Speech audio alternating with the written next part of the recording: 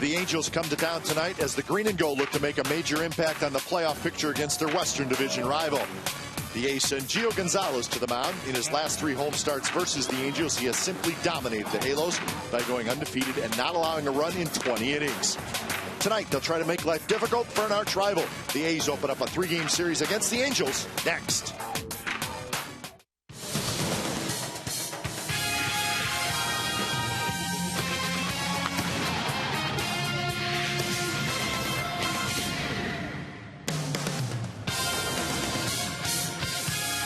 Well, the A's are back home to start the final homestand of the year. 10 games in 11 days, all against playoff hopeful teams tonight.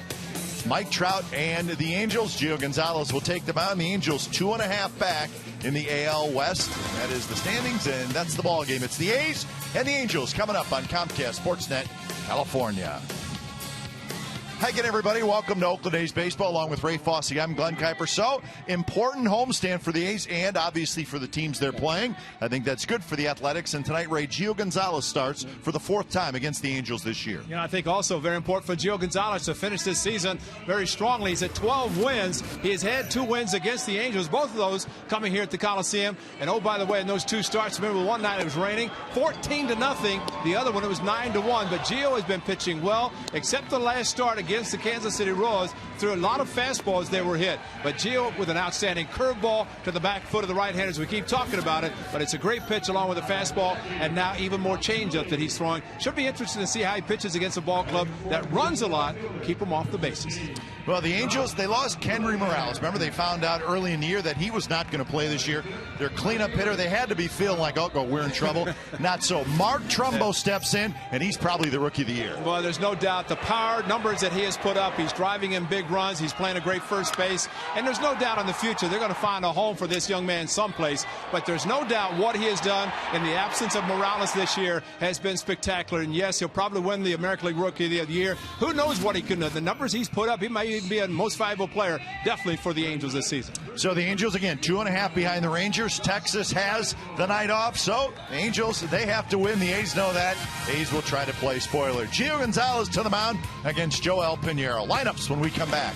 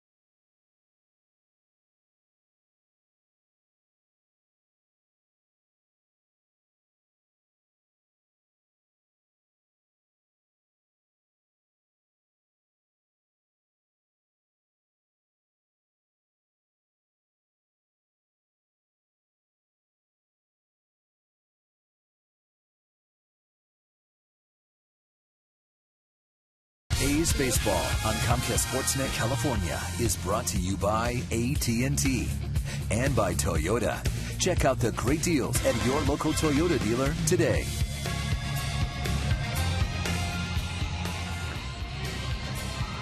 We're just moments away from first pitch. The Angels and the Athletics. It is the first of a 3-game series. And for the A's, it is the first of a 10-game homestand to wrap up the home schedule here in 2011. And the Angels right in the middle of the pennant race. Important games for them. Game time weather brought to you by the Santa Cruz Beach Boardwalk.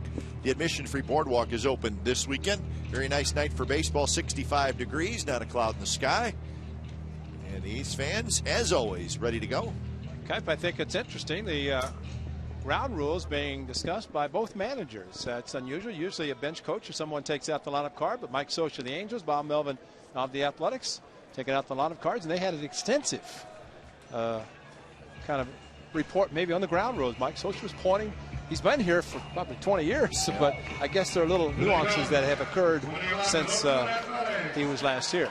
Maybe because he's got so many more players. With the September call-ups, the bullpen, they don't have enough chairs down there. So the A's take the field behind Gio Gonzalez. Let's check out the Angels lineup that Gio will face tonight. Lots of speed in this lineup. Masiris Tiras at third, Peter Borges in center, Kendrick at second, Hunter in right, Trumbo at first, Wells the DH, Mike Trout in left, Eric Ivar at short, Jeff Mathis is the catcher. And Gio Gonzalez looking for win number 13. His last start against Kansas City gave up those back-to-back home runs to Hosmer and Francoeur. But Gio, very good. There's no doubt, especially once he got to the 10th win. He is now 12-12, and he's going to have someone sitting behind home plate. That is his father, Max, flew in from Florida. He's going to visit him. So Gio, with the special person in the house tonight, as he tries to pick up win number 13. He does have 2 wins at home against the Angels this season. Defense behind Gio Gonzalez tonight. Willingham, Sweeney, and DeJesus in the outfield. Sizemore, Pennington, Weeks, Allen in field, and Kurt Suzuki is the catcher. Good to see Jamal Weeks back in the lineup after missing yesterday. We'll see how he runs tonight. Remember, he was at the plate, took a swing in Texas on Saturday, and came out of the game towards the latter part of the game. And of course, for Jamal Weeks, he realizes that his main attribute for his success would be both legs. Healthy, that's been his problem in the minor leagues, but right now he is very healthy and having a very good rookie season. So Masiris Tiras, the switch hitting third baseman, steps in.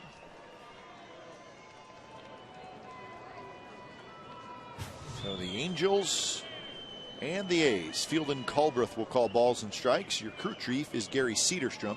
He's down at first base. Gio's ready. He kicks, and the first pitch of the ball game is a bit outside. So we're underway from the O.co Coliseum.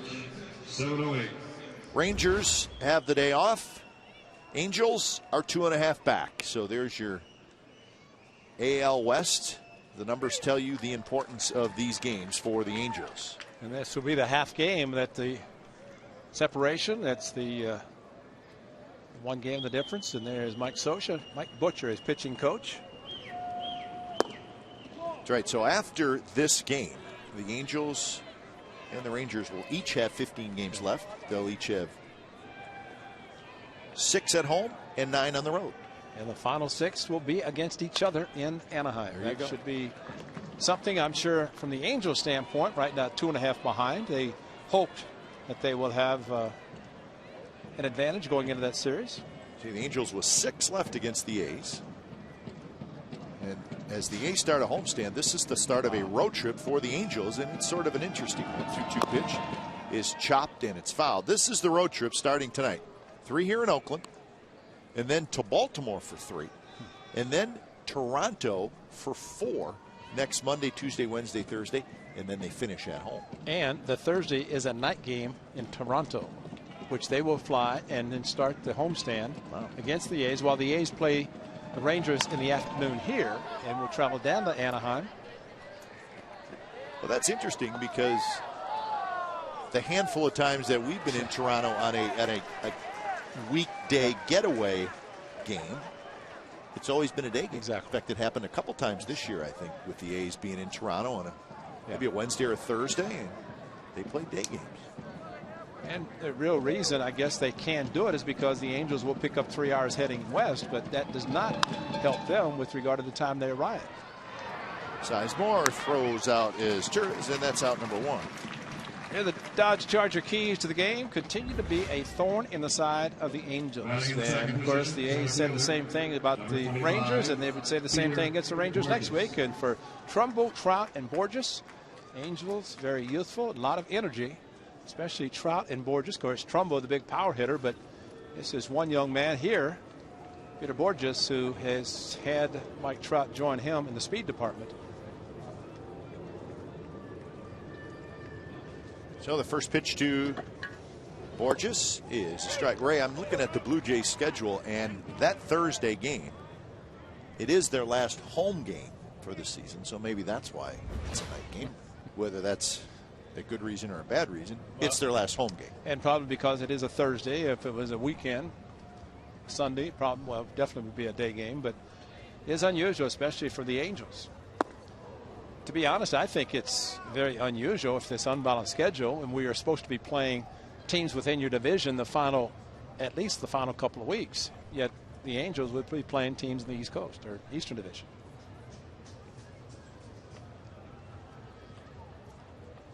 One and one to Peter Borges, hitting .275 with 11 home runs and 38 runs batted in. Talk about Borges and Trout. Of course, Ibar has speed. They have the 4x4 relay with Jeremy Moore. They said he can run fast as anybody. So they've got 4 guys who can really burn the bases if they can get on. Sizemore playing it, gets the big hop, throws in time. Don't take too much time. Not with him. The thing is, with Borges, you have to play even the bang, just like with Trout. Speed. Runs like a football player, low to the ground, and Borges is showing some power, 11 home runs, but also the speed. And because Sizemore was playing even with the bag, he could take the additional crow hop. Unlike when Jetry was running in Texas yesterday, it was a little different. So 2 outs for Howie Kendrick. Kendrick hitting in that 3rd spot, having a very nice season. .290. 16 homers, 54 runs batted in. This one chopped. Right side, Allen has it. Takes it himself, and Gio Gonzalez with a 3-up, 3-down top of the 1st inning. So the A's will go to work against Joel Pinheiro when we come back.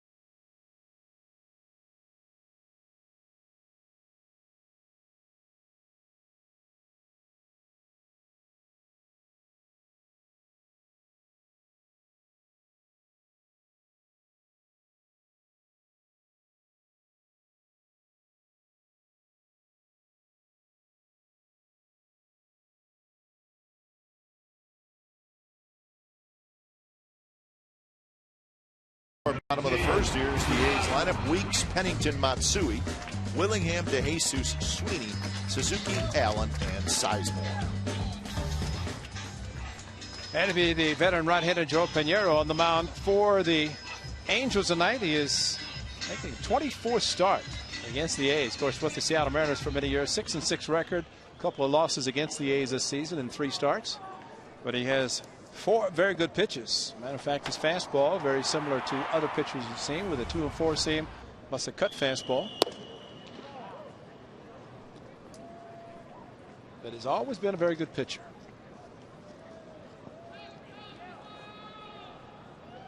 Hot hitter in Jemile Weeks. Piñeiro is 32 years old. This is his 10th year in the big leagues. He has a career record of 103 and 92. Good to see him finally get win number 100. Took him a while. Finally got it on the 17th of June. 4 different teams in his career.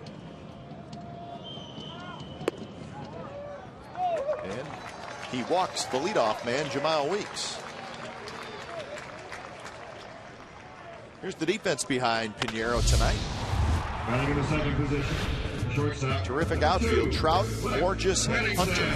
Misturas, Ibar, Kendrick, Trumbo around the infield, and Jeff Mathis is the catcher. So the leadoff man aboard for the A's, and here's Pennington. Pennington hitting .267 with 7 home runs and 56 runs batted in.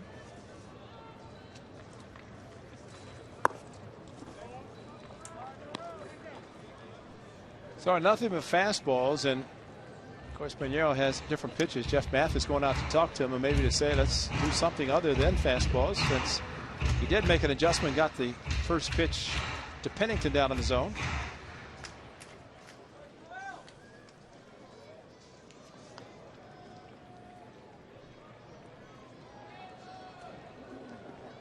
Matsui in the on-deck circle.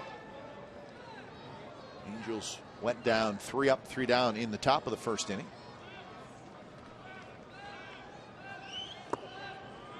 Okay, July the 17th. Weeks a walk. Chris walked. Willingham walked to start the game. Matsui with a 2-run double. Sizemore walked. DeJesus, Fielder's choice error, and Connor Jackson a grand slam. Final score 9-1 A's. 9-1. Gio Gonzalez pitching. 7 innings of 4-hit baseball. He lasted 1/3 of an inning. Yep, Piñeiro did not get out of the first. Outside, 3-0.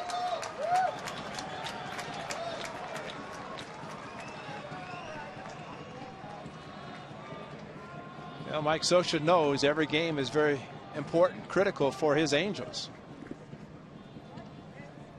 He's got young players. He's got veteran pitchers. There's a strike. I would say, Ray, tell me if you agree with me or not, but with a deficit of 2.5, 15 games left to play after tonight, you probably can't afford to lose ground in the standings. Nope. Would you agree with that? I agree. I mean, it's just they're at that point right now where they still have a legitimate chance, but I don't think you can go backwards in the standing. Well, they know that they need help from other clubs except for the final 3. And that's something that they will control their own destiny if they are close at that point. But you're right. You know, from their standpoint tonight, ideally for them to win the game and pick up the half game. Well, yesterday really hurt them. Yeah. They were beating the Yankees.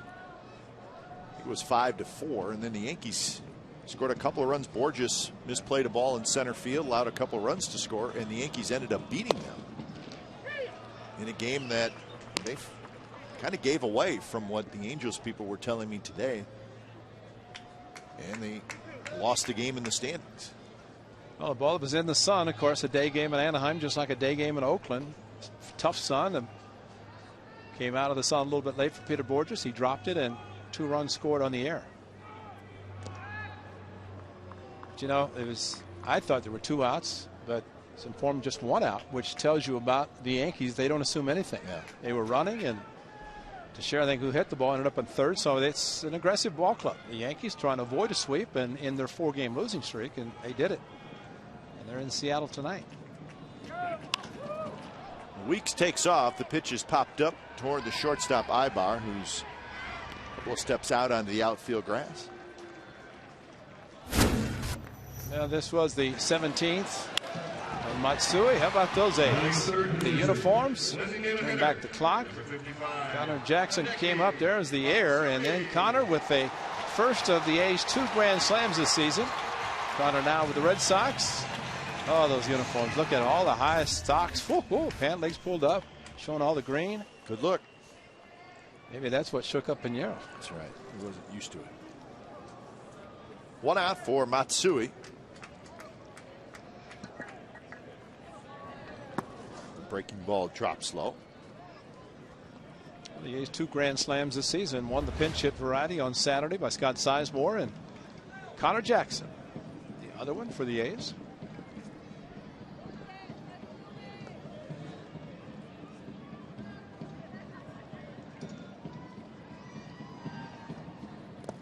In the dirt, Mathis knocks it down. A's come in 66 and 80 on the year. So this is game number 147. 15 left to play after tonight. They're 39 and 32 at home, and they have helped the Texas Rangers this year because the A's have gone 8-5 against the Angels, and that includes 5-1 right here at the Coliseum.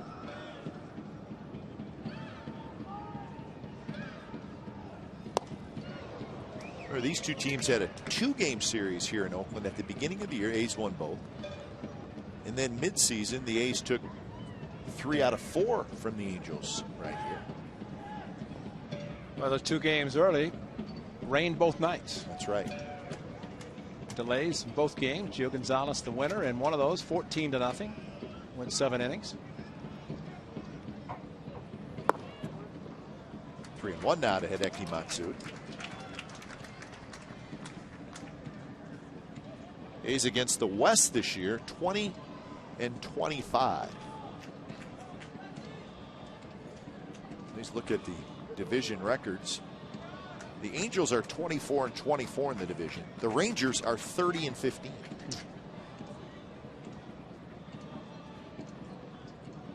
Weeks not running. 3-1 pitch outside. Second walk in the inning.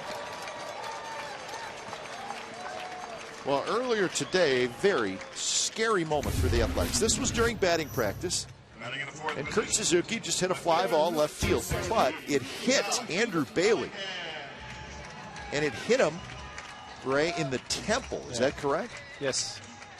So you can see the red spot on the left side of his face. And it was a very scary moment. Now, he's, from what we understand, he seems to be okay, but there's a little concern. And I don't know that he's available for tonight. No, he's not. Bob Melvin did say Grant Balfour would be used in the closing row tonight, and maybe even more than just the 9th inning. If they need him in the 8th, he could pitch an inning or at least a batter in the 8th inning as well. But Kurt Suzuki, I mean, it's just one of those. Hey, you saw how many players, and with the September call-ups, I mean, it's like spring training. You got players all over the place, and of course the pitchers in the outfield during the throwing, doing the running, doing different things, and you know, it's sure you can say pay attention, but you know, when you're doing things, you like to have people who maybe stand in front of you if you are throwing.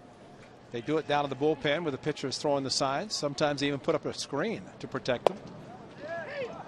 But they call it shagging, where the pitchers out there during batting practice field the balls, throw them back in, and it's sort of a requirement of if you're a pitcher, you're going to shag during batting practice. Yeah. It's been that way in baseball forever. So they're out there just fielding the balls, catching the fly ball. Well, Kurt Suzuki, who was taking batting practice, ended up doing an interview with him on the radio side, and he normally goes up after he hits, as the hitters do. He says, no, I'm going to go shag. So I don't know if he's taking Beatles' place or not, but he went to the outfield and did some shagging. I wanted to think there's enough guys out there. Yes, maybe you don't need to have so many, but it's just part of being a good teammate. That one's drilled left center field by Willingham, and nobody's going to get it. Top of the wall and gone. So Willingham, a 3-run shot here in the bottom of the 1st inning.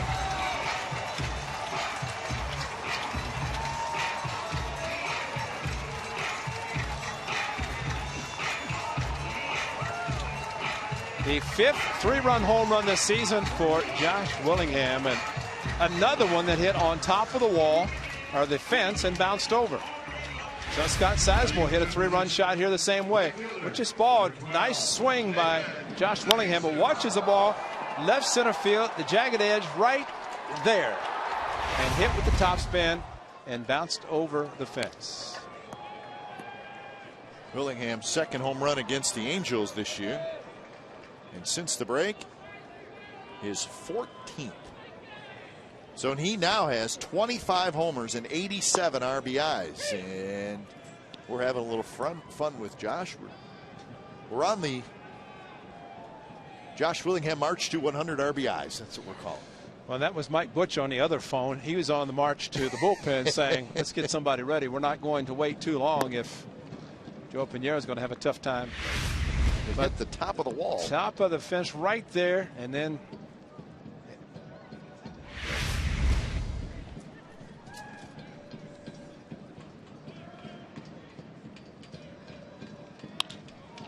on the ground toward Kendrick. He's got it. So DeJesus is retired, and that's the second out. A 3-run home run is great from the A's standpoint, but from Joe Piñeiro and the Angels, he walked 2 to get to the point for Willingham to get the first hit in this inning. 15, Ryan Sweeney. Mike Scioscia wondering what it is for Joe Piñeiro pitching here at the Coliseum in back-to-back starts, July and then tonight, and then trouble in the first inning.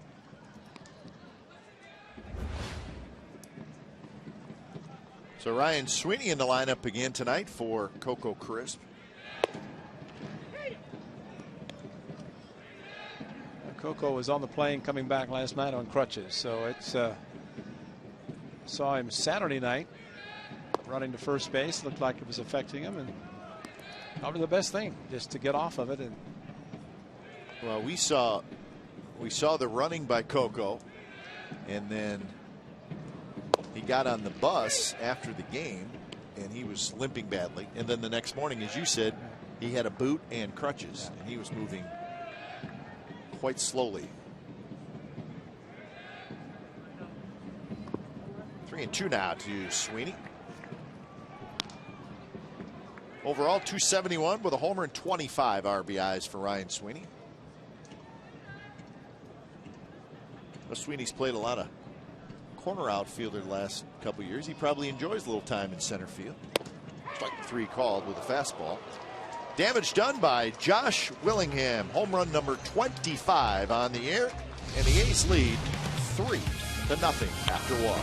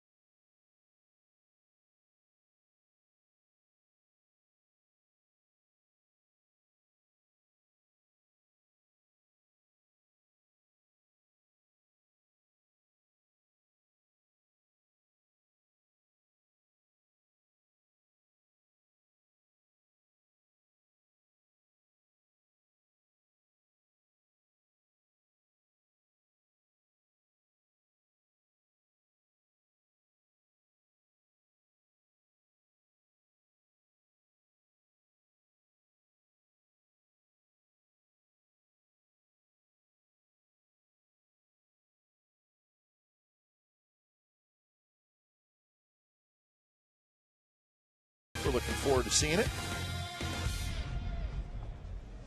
3-0. The A's lead. It's the second inning. Going to be Hunter, Trumbo, and Wells. Josh Willingham with a 3-run homer for the Athletics.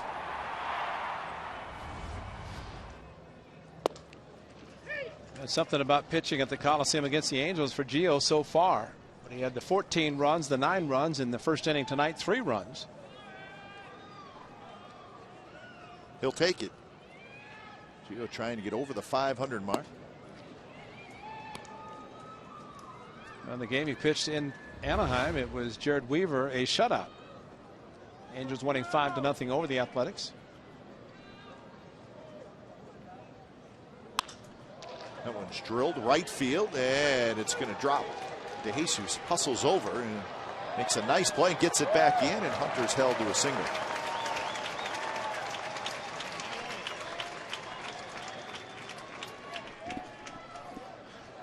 Now off the end of the bat, and Troy Hunter was thinking about 2, but you can see immediately with DeJesus getting to the ball, cutting it off, and then firing the ball back in very quickly. And Torrey Hunter decided to shut it down, so the double play stays at least in order, although guy at the plate doesn't hit a lot of balls on the ground. Usually they're in the air. And number 44, Mark Trumbo, 28 and 80 for the rookie. That, huh? Remember in spring training, Ray? Teams getting ready, and people were talking about Mark Trumbo because he had a huge spring training. Right. Hit a bunch of home runs, 7, 8 home runs, something like that. And then Kendry Morales not ready to play. Trumbo won the job. But I think all along the Angels were expecting to get Morales back at some point. And then when the word came that he was not coming back, Trumbo stayed in there, and he's been terrific. 26 and 80. So he's got a real good chance to win the American League Rookie of the Year. I think also he's got a chance to lead the Angels in both departments, home runs and runs batted in, as a rookie, which I think Tim Salmons won the home runs one year, but to have a rookie do both, especially with guys like Vernon Wells and Torrey Hunter, guys can hit home runs and have throughout their career.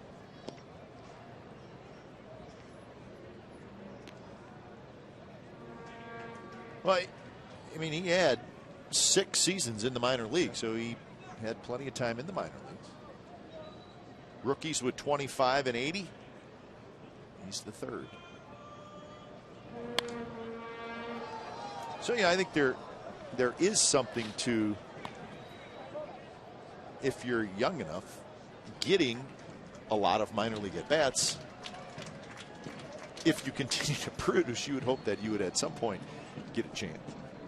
The question is, Kendry Morales is here. Would he have gotten a chance? Yeah. Because they had Bobby Abreu and Vernon Wells they acquired from Toronto. So would there have been room for him? There will be room in the future. Now, Abreu is not playing tonight. Wells is the DH in the on-deck circle. They have him for a couple more years. Abreu is in the final year for his contract. See what they decide to do, because with Kendry Morales coming back, which you figure next year he will be healthy.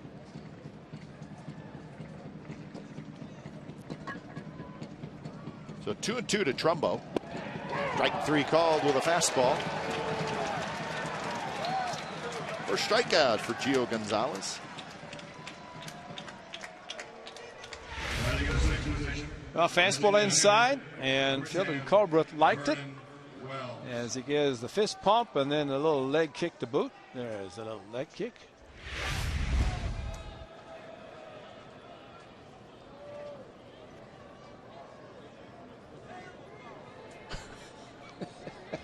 That's exactly what Mark Trumbo thought, young man. Got an Angels fan right below us, and small crowd tonight, so we can hear what they're saying.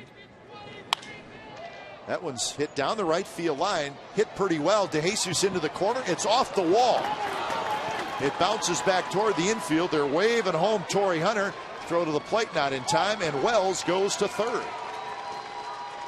That ball almost left the ballpark right down the right field line.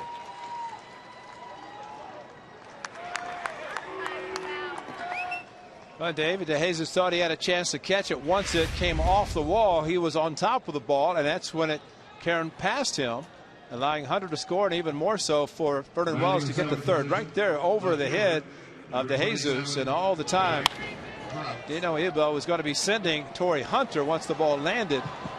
And they were very aggressive on the base paths, and still, if they'd been able to keep Vernon Wells at second, that would have helped, but he was able to get to third, an easy triple.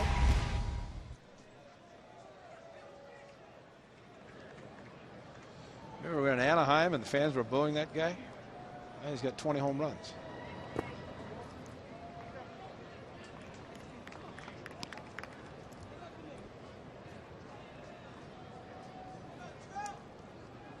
Torrey Hunter at one time had the speed of Trout and Borges and Ibar, but not so right now. So this is the youngster, Mike Trout.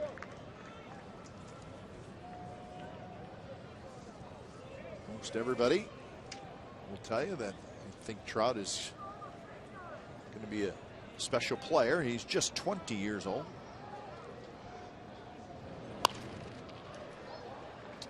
Been coming up with some big hits for the Angels. With his speed, just like with Borges and anybody with speed, when you have the corner infielders playing even with the bag, it opens up a lot of holes and allows balls to be hit by or over the heads of the third and first. You can see how close they're playing. He was called up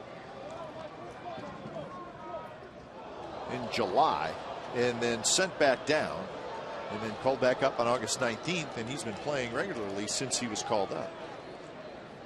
They'll stand with the fastball, of course, the big curveball, and Kurt Suzuki's been very good at blocking them. And when Gio throws the hard curveball to the right hand of the back foot, and that's going to go up with a fastball. I think fastball up. Got him. Here's the good fastball, and that's a big strikeout for Gio Gonzalez. So Trout can't get the run home. 2 outs. But Suzuki with a little bit of a higher target and the ball between the belt and the letters. Trout just couldn't catch up, trying to pull the hands in, and that's just a great fastball by Gio Gonzalez, and that says a lot. And so all Trout had to do was put the ball in play, and the Angels had their second run. That's where the strikeout is very important. So here's the switch hitter Eric Ibar hitting 8th.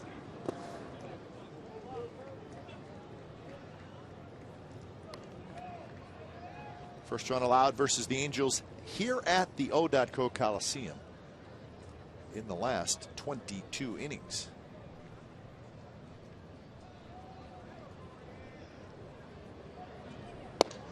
Strike 1-1 to Ibar, hitting .273, 7 homers, 54 runs batted in.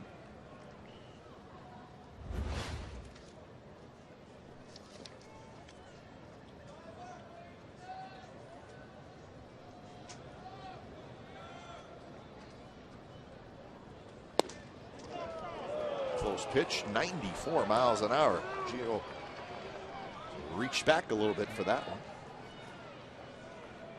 That's amazing how strong Gio Gonzalez is. This is our high home camera, and saw the white line and the home plate, so just a little bit off the plate. Good breaking ball there, 2-2.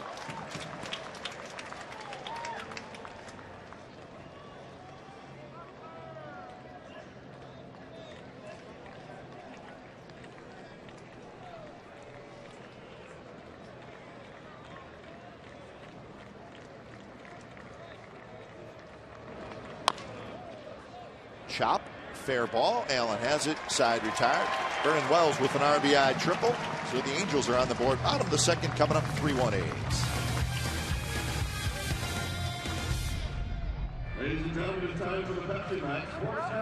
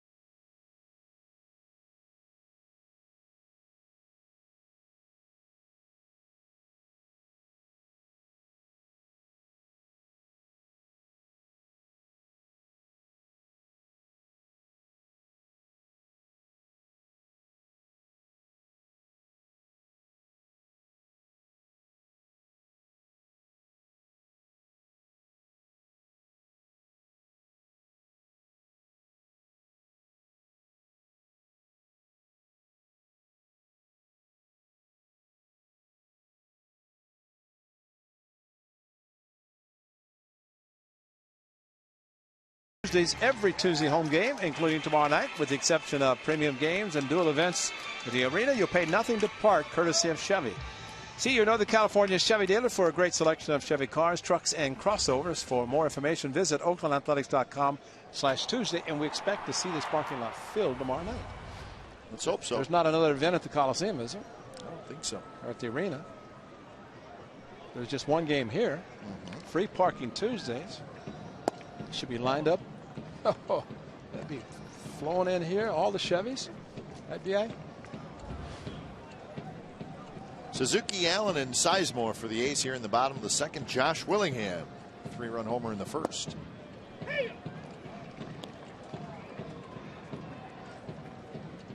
Pinheiro has a one-hitter. He also has 2 walks, and that one hit brought in the 2 walks. And Josh Willingham has been great this season for the A's power-wise. I would say he's been all the A's expected and maybe even a little bit more. Remember, he missed about 3 weeks, something like that. That one hit right back up the middle. Hits the bag into center field, and Suzuki's got a base hit. Leadoff man aboard for Brandon Allen.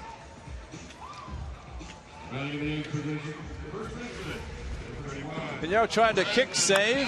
He missed it between his legs, and then it hit the bag with the diving Kendrick trying to get to it. He could not, but good effort, but not even close.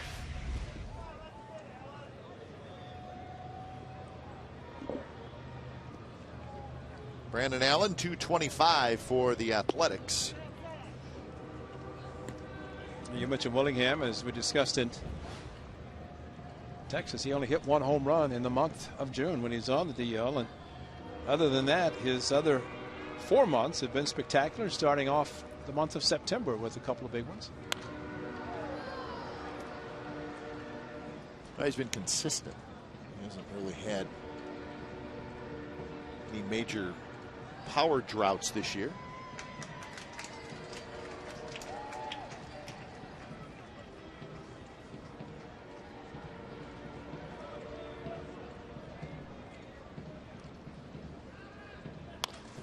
Breaking ball, lofted foul. 1-2 the count. Brandon Allen had a very difficult series in Texas. He was 0 for 11 with 8 strikeouts. So he's trying to get some good luck.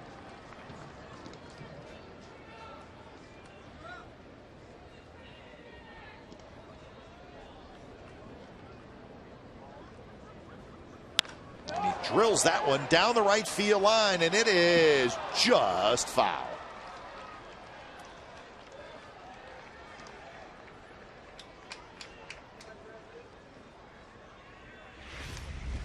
Well, he hit it so hard, did not think it was going to hook foul. But just barely, and that's how close. Did not have home run distance, but definitely hit very hard off the wall. Unfortunately for him, foul, but he stayed really close. It really didn't open up that much, as we saw him do it yesterday against C.J. Wilson, who was throwing him nothing but sliders. And a good changeup there, kind of floating away from Allen, and he strikes out. Well, after pulled it and then just pulled the string to Pinheiro. And third baseman, number 29, Scott Sizemore. Mentioned that Mike Butcher, the pitching coach for the Angels. Think it's a pennant race? Yes, it is. Second inning, out of chat. Yep. Was telling Mike Butcher about Brandon Allen hitting John Lester over the left center field green monster in Boston. He said, wow, he does that, he's going to be a great hitter. But that's something he's not been doing. And there is Mike Butcher along with Alfredo Griffin.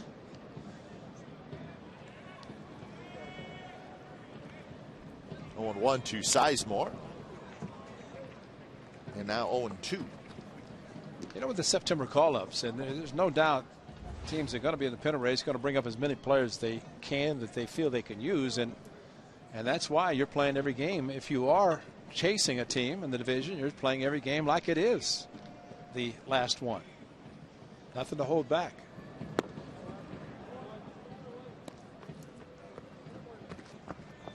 Yeah, if your starter doesn't look right, yeah, and you are still in the game. And you know the names of Herron, Weaver, and Santana. They're going to pitch every time they can. It may come down to pitching short again against the Rangers in the final 3, as they tried to do and were successful, at least one of them, in Arlington. Second strikeout here in the inning. Now batting, second baseman, number 19, Jamal Weeks. Very helpful for a starting pitcher who is struggling to look in the bullpen in the second inning, setting somebody up and saying, if I'm going to last very long, I better do a little bit better. And Pinheiro in this inning, actually after the 3-run home run, just the single by Suzuki. Otherwise, he's retired. The other 3 with strikeouts. Do you see the innings on those 3 guys you mentioned? Dan Herron, 217. Ervin Santana, 215. Jared Weaver, 214. They're all going to be about 230, 235. How about that, huh?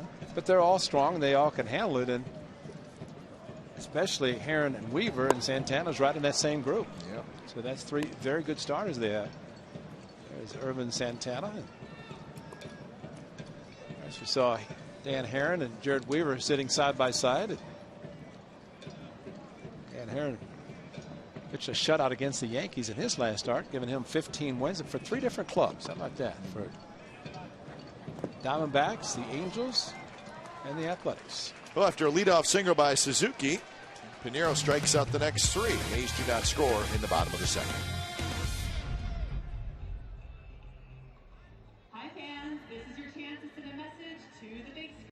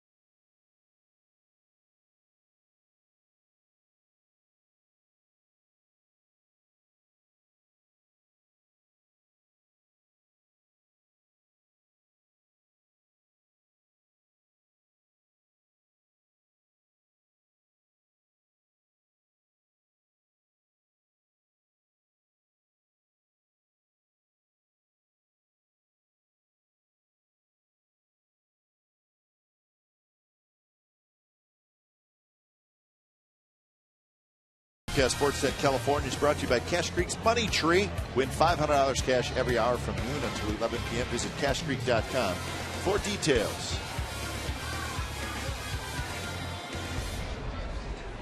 Three to 1, the A's lead. It's the top of the 3rd from the O.co Coliseum.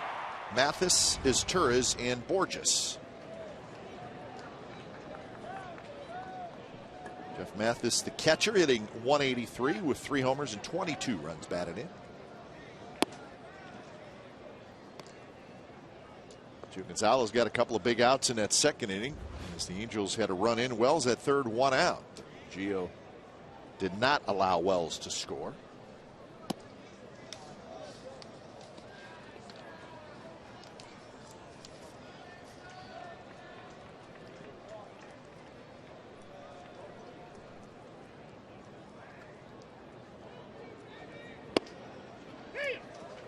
And Gio's sipping down a 3-run home run in the first inning, and he's really got a pitch that might be the only 3 runs he gets. They have the kind of a lead, that 3-0, now 3-1 to start the game, and just say it's mine for 7, 8 innings, if not more. I like to hear pitchers will say, just give me a run or 2 and I'll take it the rest of the way. And those are pitchers that you know have good enough stuff that they can do exactly that, and Gio's in that category. See, those last two starts were right here at the Coliseum.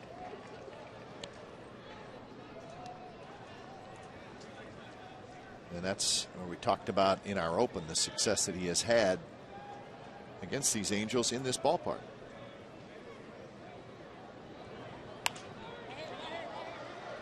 Brandon Allen, couple steps into foul territory, and that's out number one.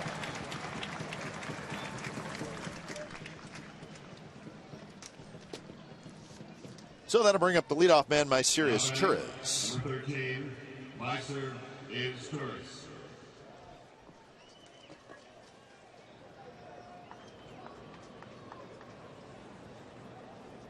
Torres playing third base. Callaspo does most of the third base duties for the Angels, but Torres is a very valuable player for this team.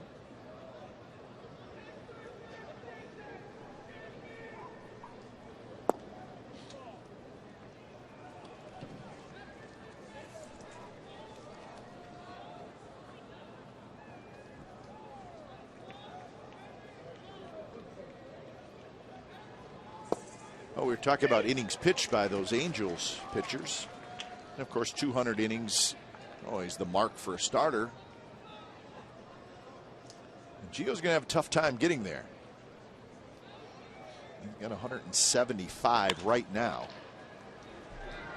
Pennington has it. And with the start tonight and then maybe three more, he could, but it's going to be close. Pitched 3 complete games. Like I said, it's going to be close. Peter Bourjos. But he's going to have to string together some deep outings for him to get to that point. He did last year. And I'm sure he would love to do it.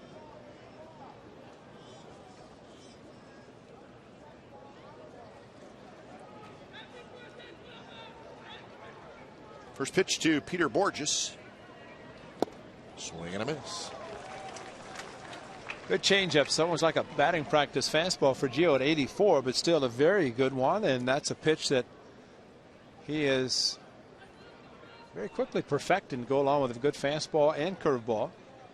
Likes to throw at first pitch, which is a good one. And then brings it back with a little bit harder. Lots of fastballs for Gio and lots of curves as well.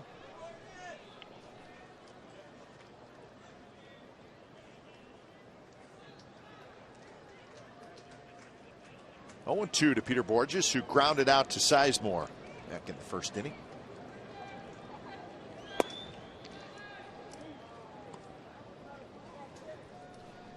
Where Sizemore is playing now, unlike his first at bat, when Bourjos hit him a ball, he cannot take the extra crow hop playing deeper. He can do it even with the bag if Bourjos happens to hit one there. Doesn't have to worry. Good breaking ball, and that strikeout number 3 for Gio Gonzalez. He's retired 5 in a row. Bottom of the third coming up.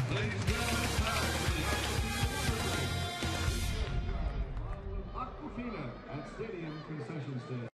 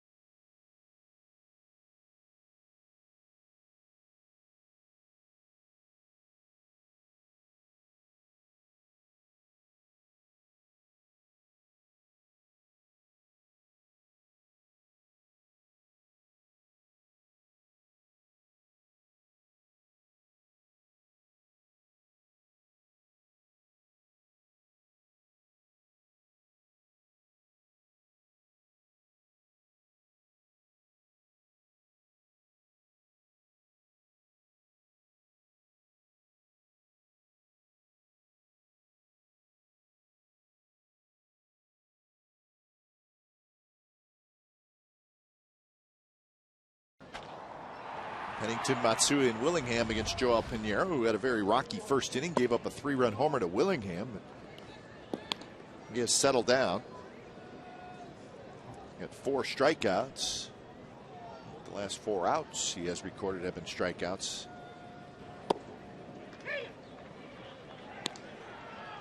A couple of walks hurt him in that first inning.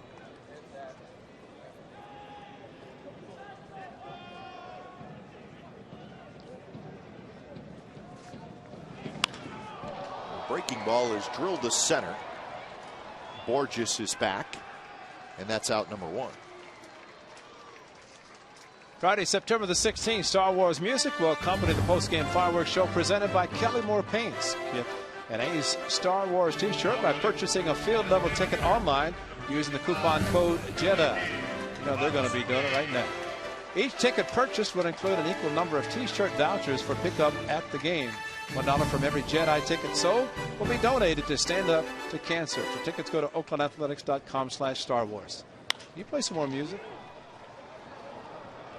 Racing in is Trout, and he uses that speed to get to the fly ball from Matsui. 2 outs. Subway Eat Fresh asks Glenn and Ray. Here it is. AJ from Santa Cruz asks, what is Josh Willingham's walk-up song? Listen, here it is. Josh Willingham.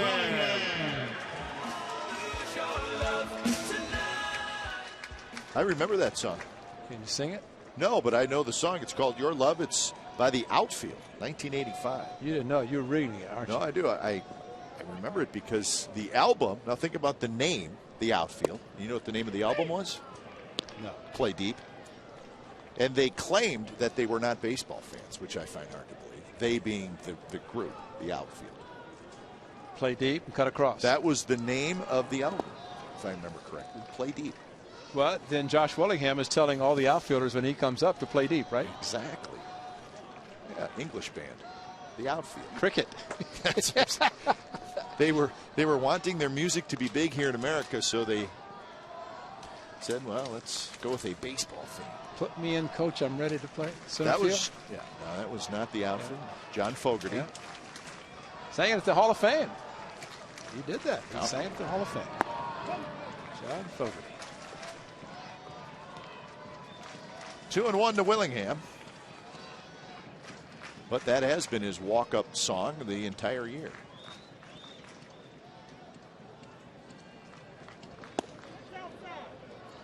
Little slider that just missed. 3-1 the count. Try to think what guys did when they didn't have walk-up songs, that they just went to the plate and hit. Or why guys take so much time getting to the plate, they want to hear their music, I guess, before they really get settled in. Relievers come in the game, they have to have their music. Some are better than others. 3-2 pitch is drilled down the left field line, but Willingham got out in front. Well, in the first inning, after a couple of walks and an out sandwiched in between, that's what Josh Willingham did on a 1-1 pitch at the top of the fence at the back wall, carry him back, but Josh Willingham with another 3-run home run. That's why he's got 87 runs batted in, because 25 home runs, but half a dozen 3-run shots will add up quickly. Big breaking ball and goes off Willingham's foot. Now he's closing in on career highs in both home runs and RBIs. See, the career high in home runs 26. Career high in RBIs is 89, so he's got a real good chance to, well, let's say, have a career year. Oh, remember when he was acquired, he said, you know, not a real big home run hitter, 20-25, drive in some runs, and of course he's doing exactly that, and he's been outstanding right in the A's middle part of the lineup. And in a sense takes exactly what he's been given, pulled the ball foul, and Pinheiro tried something a little bit different, and Josh took it right back up the middle. So a couple of hits for the A's left fielder tonight from Alabama. For somebody from Alabama who said he really enjoys playing in Oakland, sign him to a contract, because that's a long way across the country, and he said he's really enjoyed it this summer. He and his wife Ginger and the boys, and and enjoyed playing for the Athletics. Really is exactly what the A's been looking for. Right-handed power hitter. They've had lefties. I wouldn't let him get out on the open market. No. We're not trying to play general manager. No, We're just talking, right? I'm just saying he's going to get oh, yeah. teams that don't want him. Liner, and it's just fouled on the right field line.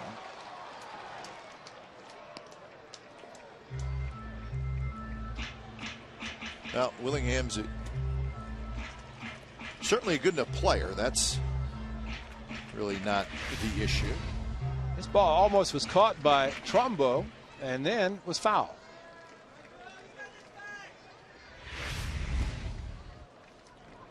At Willingham's age, he's 32. He'll be 32 in February. I think he's still got some good years in him.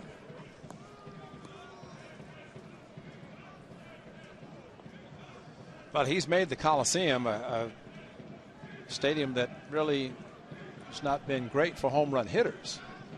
Heavy air at times will knock the ball down, but not for Willingham. Breaking ball, bounce to the right side.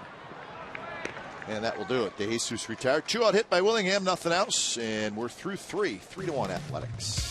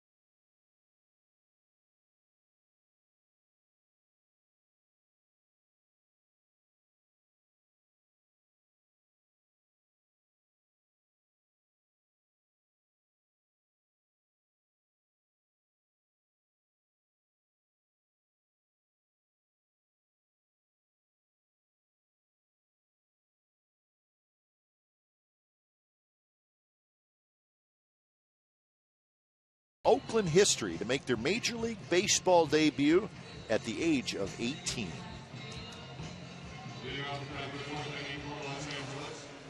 I think I know it, but I'm not going to throw it out.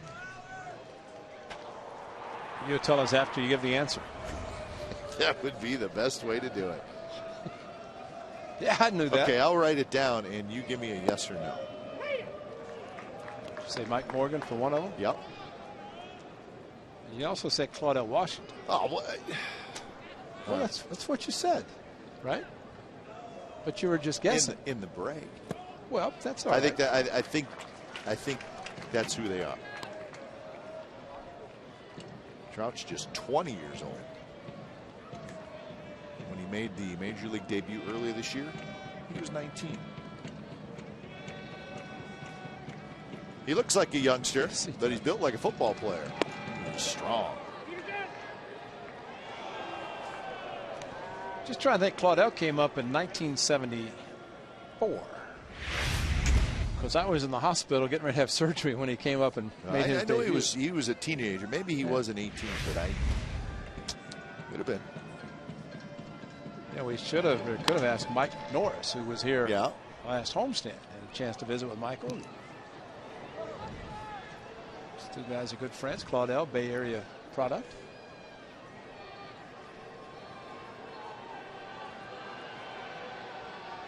1-2 to Howie Kendrick. Could be followed by Hunter and Trumbo. Breaking ball. You got a shin guard. Remember when David Clyde started against the A's when he was just out of high school? Yeah, he went right from the prom to the pitcher's mound. That's a good one. I think he did. Prom to the pitcher's mound. A little bit too soon for Mr. Clyde, though. I want to say David Clyde,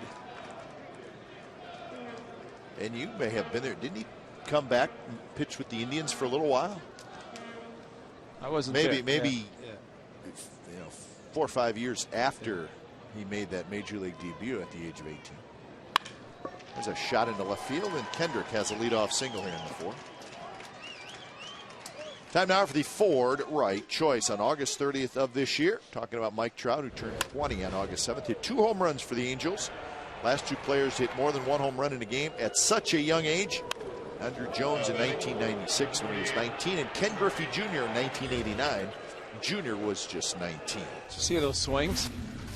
Short, quick. Out on the front foot, upper body. He fooled him. Yeah, fooled him. He's trotting, not even running. A lot of power, and of course a great future. Tony Regan's the general manager, is in town traveling with the Angels, and I know Mike Scioscia has said many times when clubs have attempted to make trades with the Angels, they've always asked for players like Trout and Borges, and they've always said no. We will not trade our young players. We want to develop them and bring them up. That's a great concept, see, because they can go out and sign free agents like Torrey Hunter, Bobby Abreu, get the veterans, trade for Vernon Wells, but they're building, as clubs do in most cases, within the farm system. It's a building block of Trumbo, Trout, Borges, and Jordan Walden. Their closer is a rookie. Borges is not a rookie. He missed it by just a couple of weeks, but basically a first-year player. That's a pretty good building block. And you got to give the Angels credit in developing players like that. Kendrick's a young player. Ibar's a young player. It's Jordan Walden.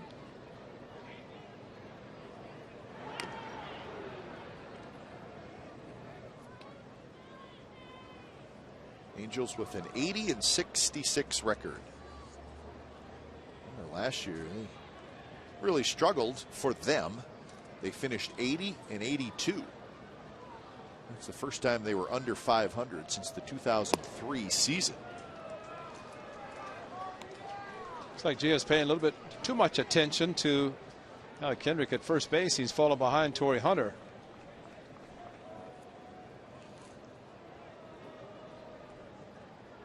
That's a huge difference right there.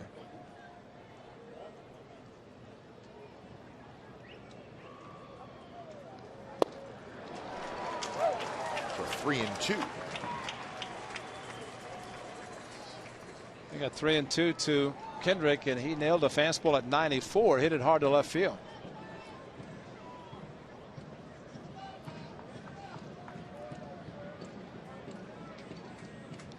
Pitch number 60 coming up for Gio.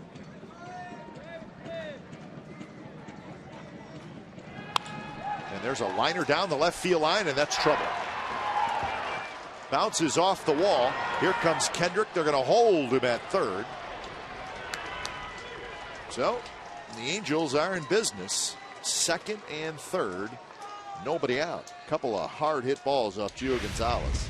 Well, the key is falling behind and challenging a couple of good fastball hitters. Torrey Hunter, big swing on 3-1, swung through the pitch and then gets the same pitch and hits it hard to left field. And with nobody out, you know, he's been holding up Howie Kendrick. But Gio's got to get ahead and really not pay too much attention to the base runners. So here's Trumbo.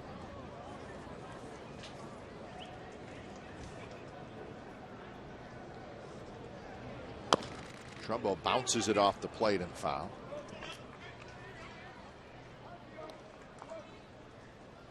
Now Trumbo with the 80 RBIs He has also struck out over 100 times, 105. So it is an opportunity for Gio to go get the strikeout here. Trumbo struck out looking in the second inning.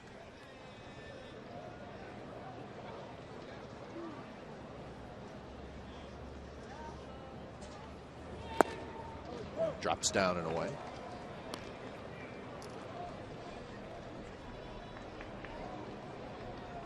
Okay, look at the Angels stats. They have 5 guys who have struck out over 100 times this year. It's very good numbers for Gio with runners in scoring position under 200, and this is a perfect time.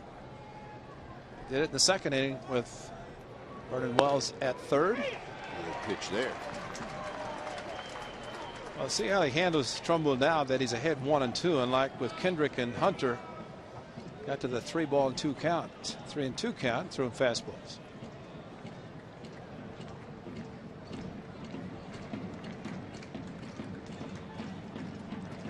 On deck is Vernon Wells. Good breaking ball. Sharply, and a swing and a miss by Trumbo. Well, that was a nasty pitch. And that's the difference there. Getting ahead and going to the big hammer for the strike 3. And he threw it hard, threw it to the back foot perfectly. And Kurt Suzuki, of course, has already blocked a couple with the runner at third. This one he didn't have to. But a big strikeout. So now Gio goes after Wells.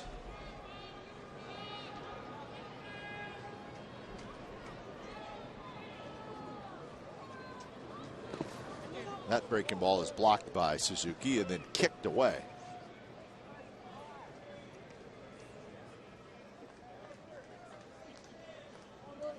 Now Wells had the RBI triple in the second inning. It was his 55th RBI of the year.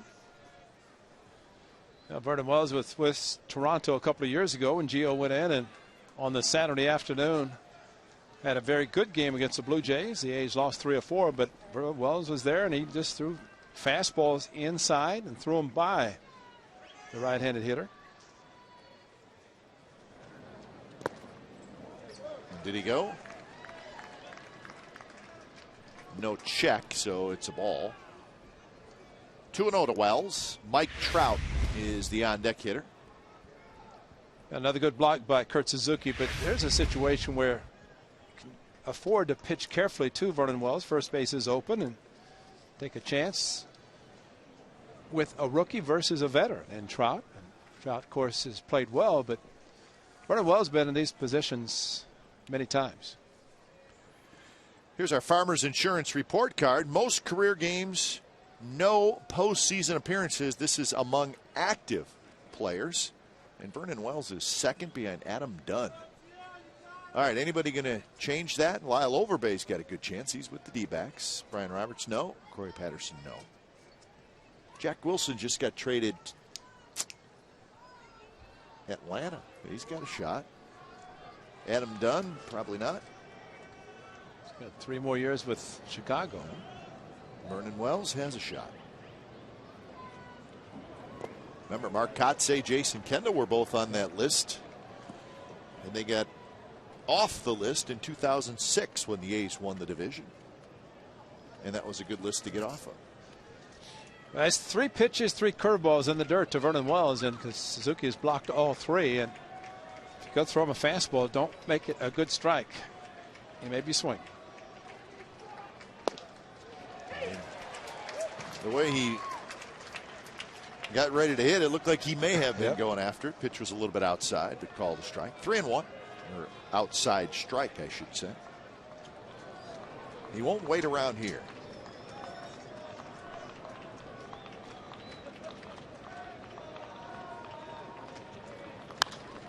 And this one's popped up, shallow right. Kendrick is tagging. DeJesus has it, and Kendrick will stop, and a good idea as DeJesus made a perfect throw. So Gio once again trying to work his way out of an inning, and he's close to doing it. Well, that's great pitching. It's almost like they were pitching him carefully, pitching around him, and then the 3-1 fastball could not get around on it, shallow enough, and David DeJesus, what a throw. Strike 3 called. And Kendrick was just a fake. He was not running for sure. Ball hit too shallow, but give it to Jesus anyway. Let him know. Perfect strike. Down around the knees, too, to Kurt Suzuki. Here's Trout. Breaking ball is low. Trout struck out swinging with a runner at third and 1 out in the second inning. Well, you get 2 big batters, second and third, nobody out. You get the 2, and boy, you really have to bear down just as hard, if not harder, to get the 3rd out.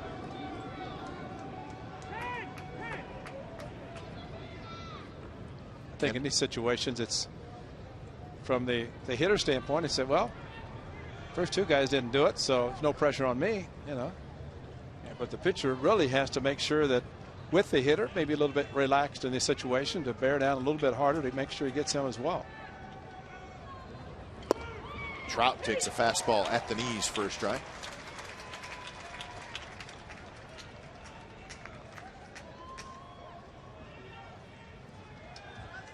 Our last at bat, the first one for Trout, got a couple of strikes, went up the ladder, chased the high fastball.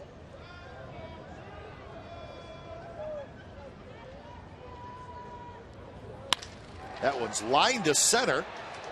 Sweeney's there. He's got it. And Gonzalez gets out of the second and third, and nobody out. Jam. Bottom of the 4th coming up.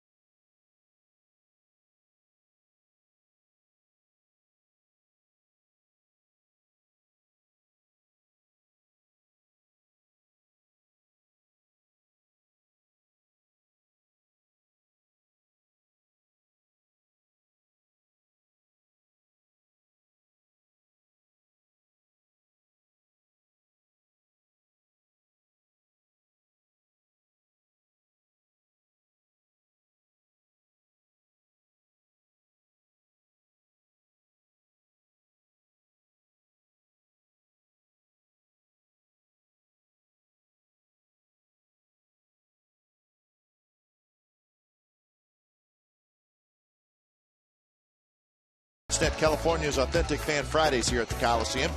$12 gets you a ticket in our value deck behind home plate. Get you an authentic A's fan t-shirt, a cheer card, and a $6 food and drink voucher. The next and final Authentic Fan Friday is this Friday against the Detroit Tigers. Log on to csncalifornia.com to get your tickets.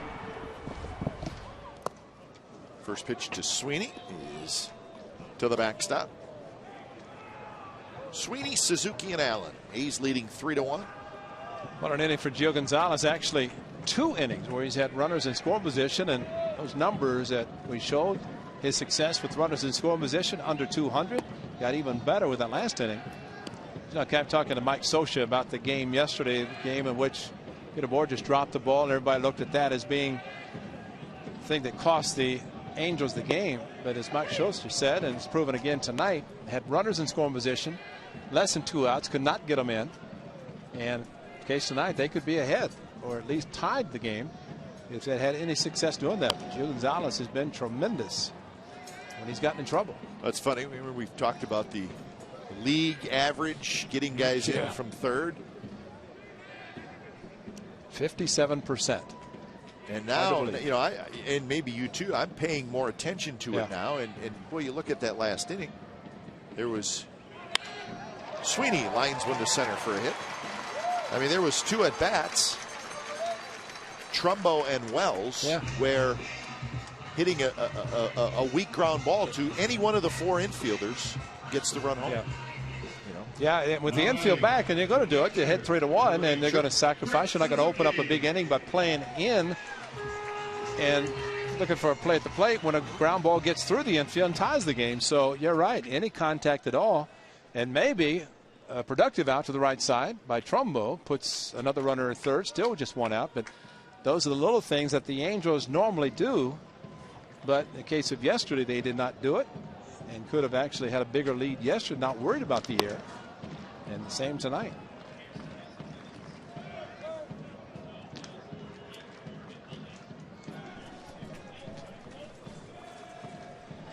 So 1-0 to Kurt Suzuki, who singled leading off the 2nd inning. The Sweeney hit. It's the 3rd time in 4 innings the A's have had their leadoff man aboard.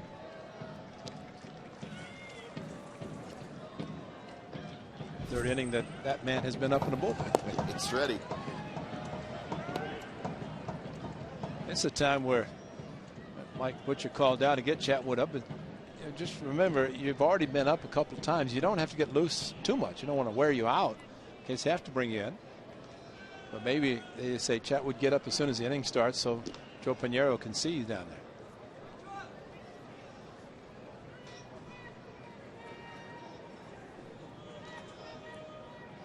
You know what Joe Pinheiro's saying, Ray? Come on, man. I'm a veteran. I'm fine. Do I need you to get the rookie up in the 2nd, 3rd, and 4th inning? Come on, man. Come on.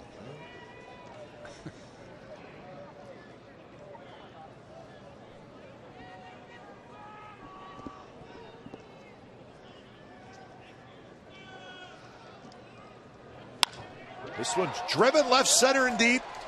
Trout is back. He leaps and it's off the wall. Sweeney to 3rd, Suzuki to 2nd, and the A's have 2nd and 3rd and nobody out. Trout made a heck of a try, he just could not come up with it. Well, it looked like his speed. He got back to the wall and jumped and missed it. Like an off-speed pitch from Pinheiro, and Trout going back, and he actually got to the wall, banged into it, and then jumped, and the ball either just over the top of his glove. Well, that much, but it hit into the wall, and that's going to be it for Pinheiro. So when it's time for a change, think Speedy Oil Change and Tune-Up, your oil change tune-up and smog experts.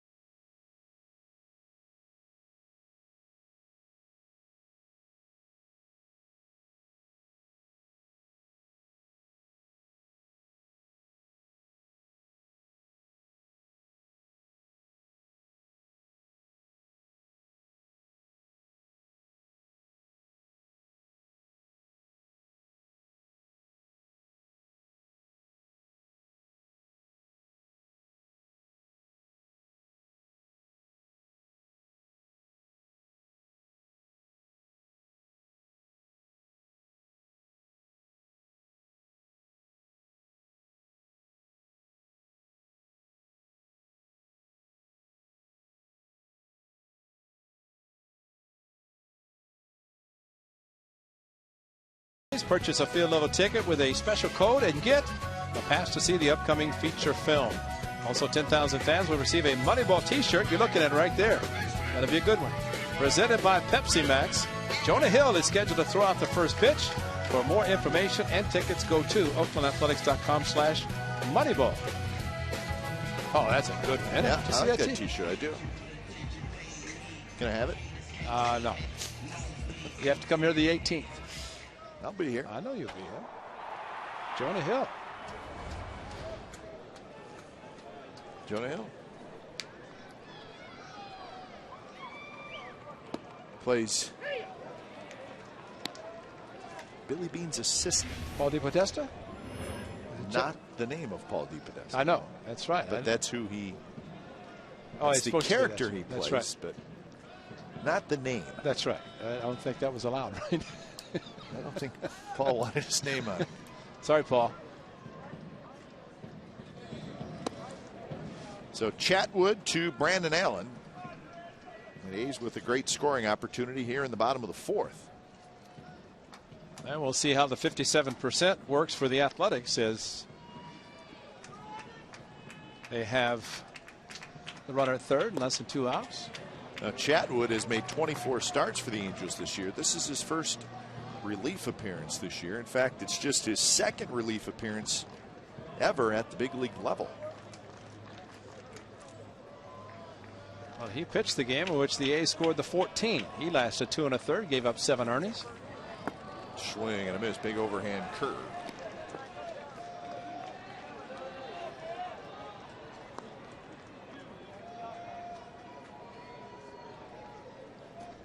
That's right, he had one of those ugly starts here, just like Pinheiro did. Beat the A's in Anaheim, but lost here. And Allen swings and misses, so the big time struggles for Brandon Allen continue as he strikes out for the second time.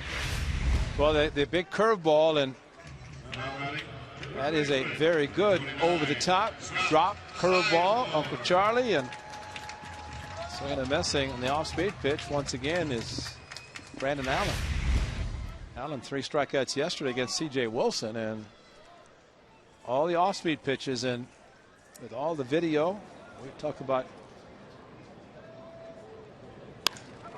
Shot up the middle, and that's a base hit. 1 run scores, and they'll hold Suzuki at third. So Sizemore comes through, and it's 4-1 Athletics, right up the middle. Think about Scott Sizemore. He does not and has not waited around a long time this season when he has come to the plate. He has done exactly this, and that's jumped on the first one. That's a curveball. Did not go down as sharply, and maybe took a little bit off to Chatwood, and right back up the middle. Hit it too hard for 2 to score. Scott Sizemore now has driven in 51. Not bad. Hitting in the 9th spot of the batting order.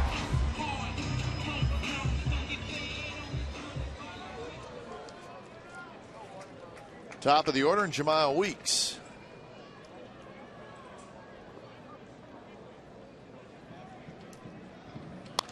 And Jemile swings at the first pitch, fouls it back.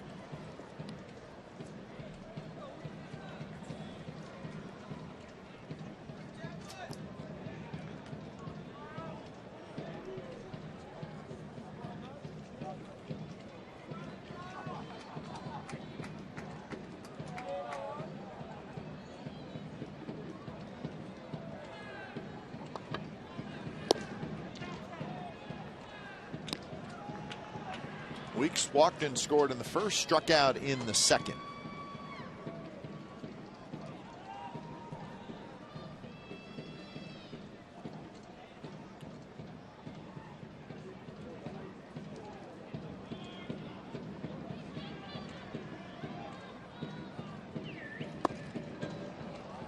.95 from Chatwood with movement.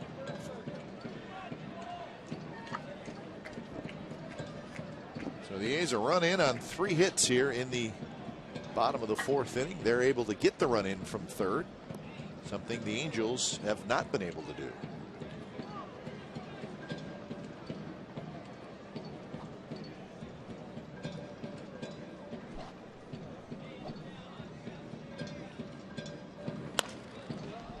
Same with the fastball to Weeks, and of course Weeks hitting left-handed, as was Brandon Allen when he dropped the very good curveballs.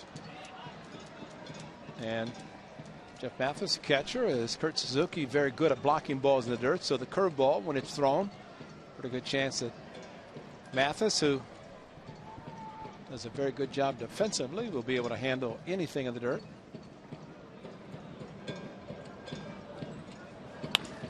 There's a shot. Nice play, and the throw comes home. So as Torres is going to get the out with a little help from his catcher, Mathis. So as Torres takes a hit away from Weeks, and he takes a run away from the Athletics. So it goes as a fielder's choice. Weeks, see where the third baseman was playing. His Torres way off the line. He spun, and really it's a play that he's not going to double up Jamal Weeks. Kurt Suzuki kind of froze a little bit, and I think at that point he thought his Torres was going to go around the horn, try to turn a double play. And Kurt got caught, and it'd been nice if it could have been fake and have him to throw at first base and have a couple of runners on. At least a couple of runners in scoring position. So first and second, 2 outs.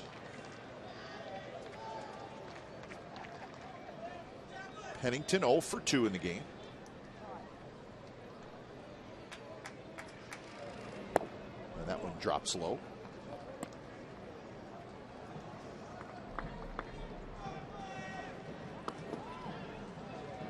Pennington popped out to short and flied out to center field so far. He was 3 for 12 in that series against the Texas Rangers.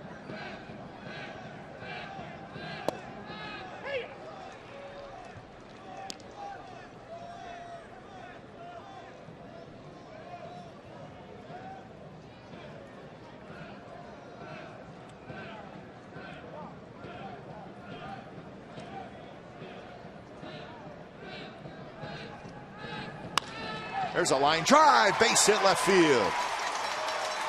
Sizemore is going to come in to score, and it's 5-1 the A's lead. Pennington picks up RBI number 57 on the year. On a great approach by Cliff Pennington. He saw all the curveballs that Chet would have been throwing, but stayed with the fastball, and Penny just took it perfectly to the opposite field. A big 2-out hit. Even better by going to the opposite field. Not much chance for Trout. Got to the ball quickly, but no chance to throw anybody out at the plate.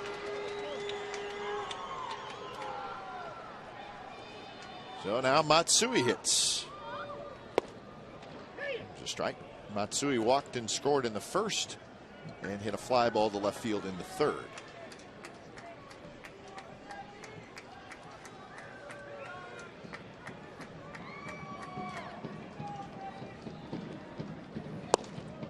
Strike 2 down around the knees. It's amazing the great curveball he threw to Brandon Allen, but since Allen, how many is he throwing? He threw a bad one to Sizemore that was hit for base hit up the middle, but since then, pretty much staying with a fastball.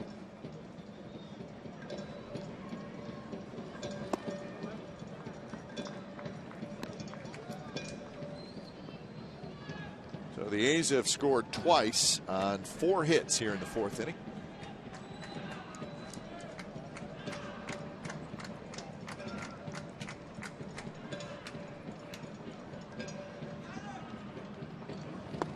Matsui with the home run in that series down in Texas.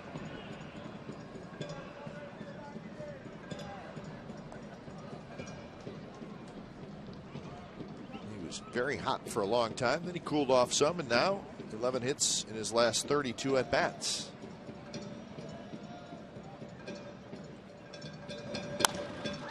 Reaches for that one, pokes it foul.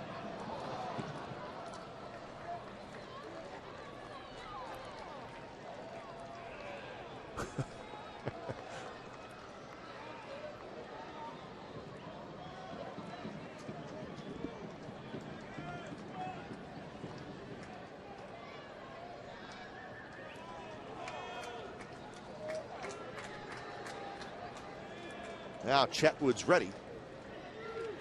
The breaking ball hung up there, and Matsui just got under it.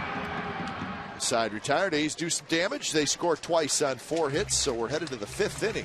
The A's with a 5-1 lead over the Angels. Hi fans, just a reminder that this Friday night is fireworks night, and we all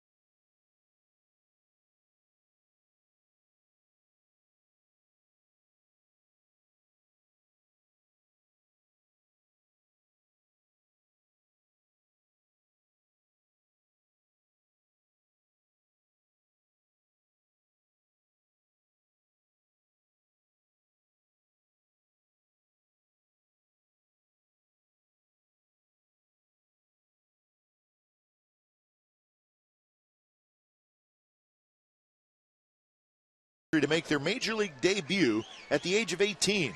Mike Morgan, we got one. Tim Conroy in 1978, they both did it. Conroy and Morgan. 78. Wow. That's one of the games the A's drew 600 people. Things started to slow down a little bit right around that time for the A's after the terrific run. Well, how about Gio Gonzalez? He gets out of an inning, second and third, nobody out, gets out of it, retains a 3-1 lead, and sees his club add 2 in the bottom half of the inning. That is a 5-1 lead. That's good pitching and pumped up the A's offense to score a couple of more. Faces Ibar, Mathis, and Izturis.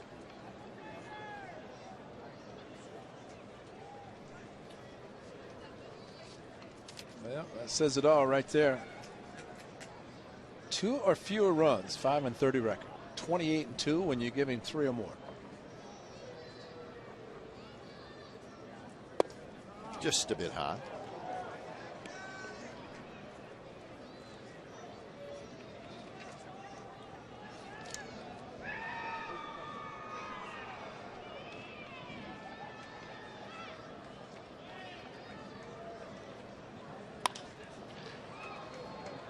Toward right field where DeJesus is under it.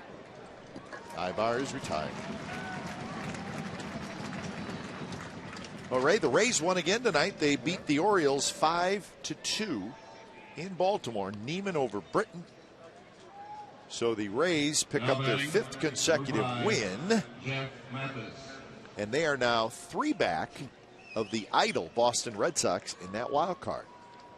So the Rays are doing everything they can. They're continuing to win. Ben Zobrist, 3 hits, 3 RBIs. On September 2nd,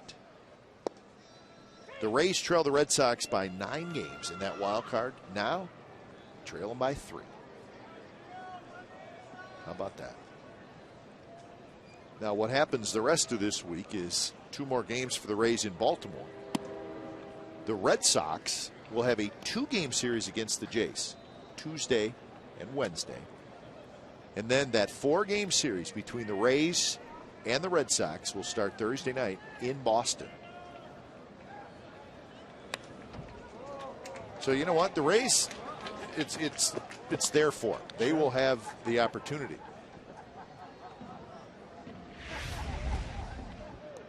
Well, a good foul ball right back, and that's not good. That is not good.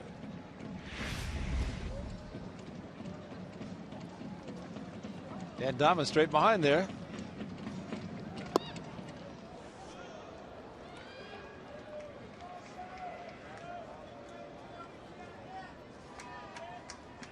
You got to trust that net, man. You just got to believe that. Take it straight off. But one more note on that Rays Red Sox race. The Red Sox have 7 games left with the Orioles. The Rays have 7 games left with the Yankees. Could be the difference, but you never know when it comes to the schedule. Kurt Suzuki flips the mask, and he's got it. 2 outs. Can you imagine you're getting ready to start the final couple of weeks of the season? Who are you playing? 11 games against the Yankees and Red Sox. Yeah. So they're going to have to work for it, the Rays, but they have number 13, put themselves in the conversation, certainly just 3 back. The Tigers beat the White Sox 14-4. Rick Porcello got the win. He's now 14-8. Magic number? The magic number, because they beat the White Sox, who are the 2nd place team. So the magic number goes down by 2. It is now 5. Doesn't look good. Remember, we talked about in A's pregame live, starting Thursday, it's the No Celebration at the O.co campaign. But it's not going to be easy, folks, because the Tigers are zeroing in on the division, and they have a 4-game series starting Thursday here in Oakland. There's a real good chance that it will happen here. Pennington, a tough hop, quickly to first, and that's a very nice play to get Mysur Izturis. Bottom of the 5th coming up. A's leading 5-1.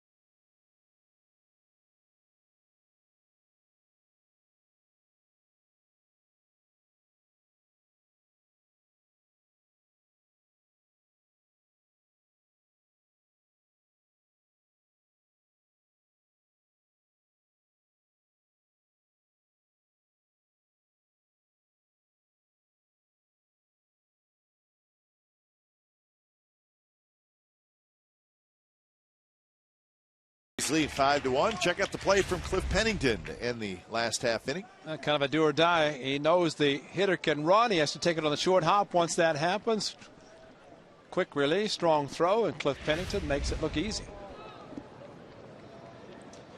Willingham to lead it off. Homer and a single for Josh Willingham.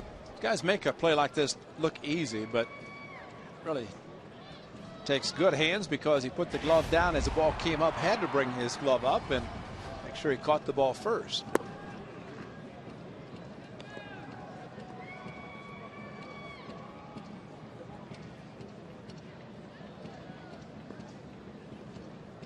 Willingham's home run in the first, a 3-run shot. His 25th of the year.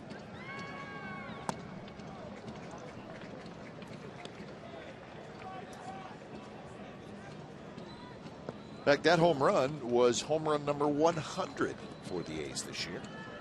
That's right. On pace for. Hit well to right center, but in the ballpark. Troy Hunter gets back there. He's got it. The A's have teamed up with Wells Fargo to support our local schools. Bring your new school supply donation worth $5 or more to Friday home games, and you'll get a 2-for-1 field level ticket voucher. The Wells Fargo and Oakland A's school supply drive at every Friday home game this season through mid-September, teaming up to make a difference. Now, mid-September happens to be Friday. That's true. And that is the 16th, and since that is the last Friday the A's are playing at home, we will say that's the last Friday. Working with Wells Fargo for school supplies. Since school is underway. How can the season be almost over? I know.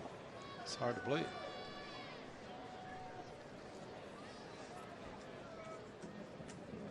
David DeJesus has grounded out twice to the second baseman.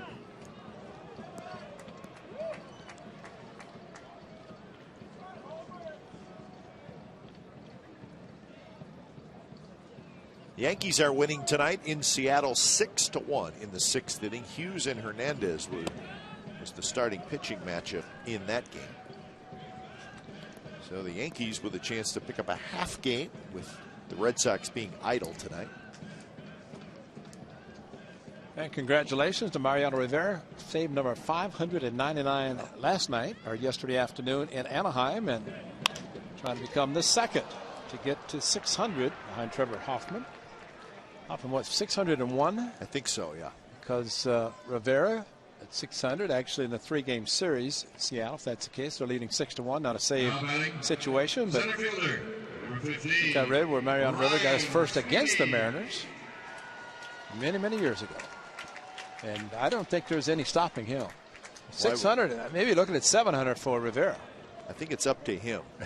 It's not up to his statistics, because they're going to remain very good. Well, I think there'll be a lot of hitters in baseball, especially the American League, would be very happy for him to take his cutter and go home.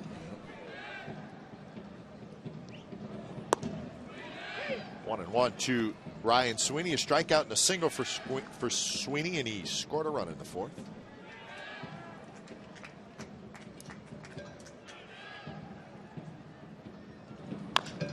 This one's chopped towards short. Ibar on the move, throws across his body, and that's a nice play by the Angels shortstop. 3 up, 3 down inning for Tyler Chatwood. 5-1 after 5.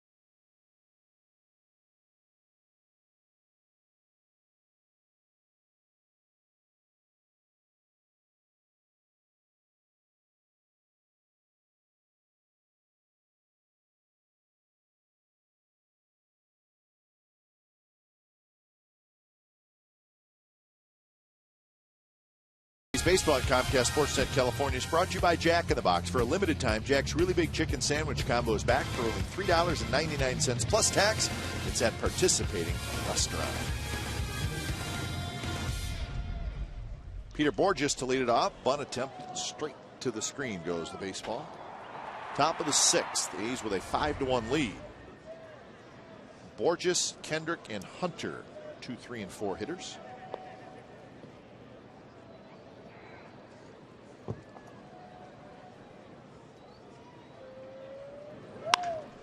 Hit hard. Sizemore in on the grass, grabs it, and Bourjos is retired.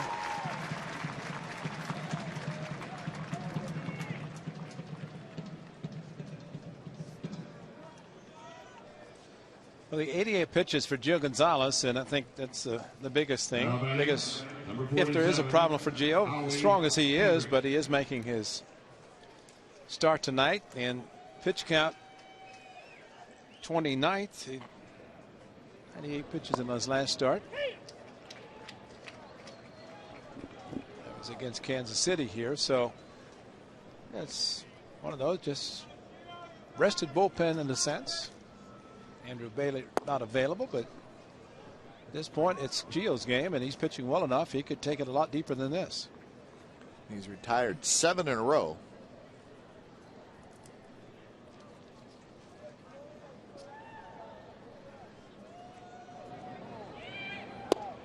Just missed inside.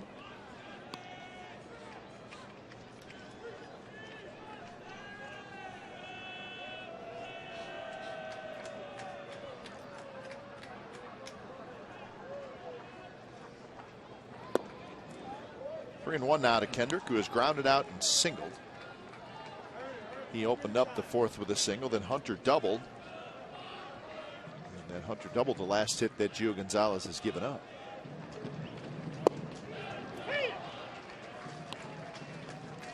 Like that time, Howard Kendrick 3 and 1 fastball. Of course, he had a 3-2 fastball his last at bat, as did Torrey Hunter. Looked like Kendrick was taking a strike. That's pretty smart hitting, down 4 runs, just trying to get on base.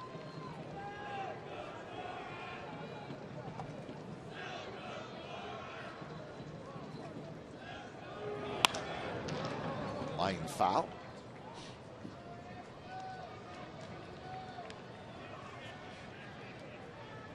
Over in the National League, the St. Louis Cardinals, who have moved to within 4.5 in the wild card, 6 in the National League Central, but they lost tonight. 3-2 pitch is a breaking ball outside corner. Kendrick called out.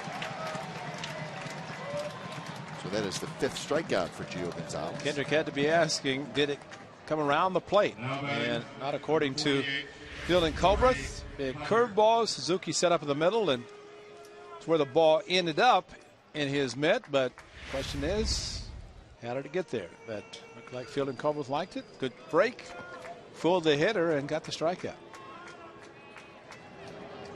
First pitch to Torrey Hunter is outside. Well, this is what Culbreth looked at. There's the pitch, and just barely catching the black, the corner.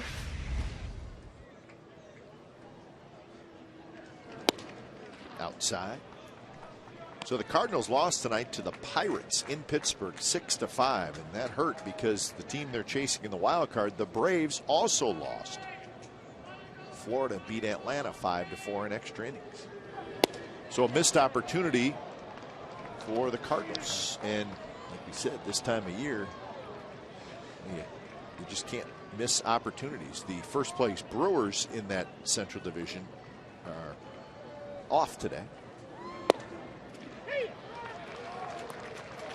So the Cardinals remain 4.5 back in that wild card, and now 6.5 back in the division. Outside, and it's a 2-out walk to Torrey Hunter. And the way Gio followed through and then kind of went down, first walk. I think he was hopeful of having a walkless night. Number 44, Mark Trumbo. So that's the National League wild card, with the Braves still in control and the 4.5 game lead.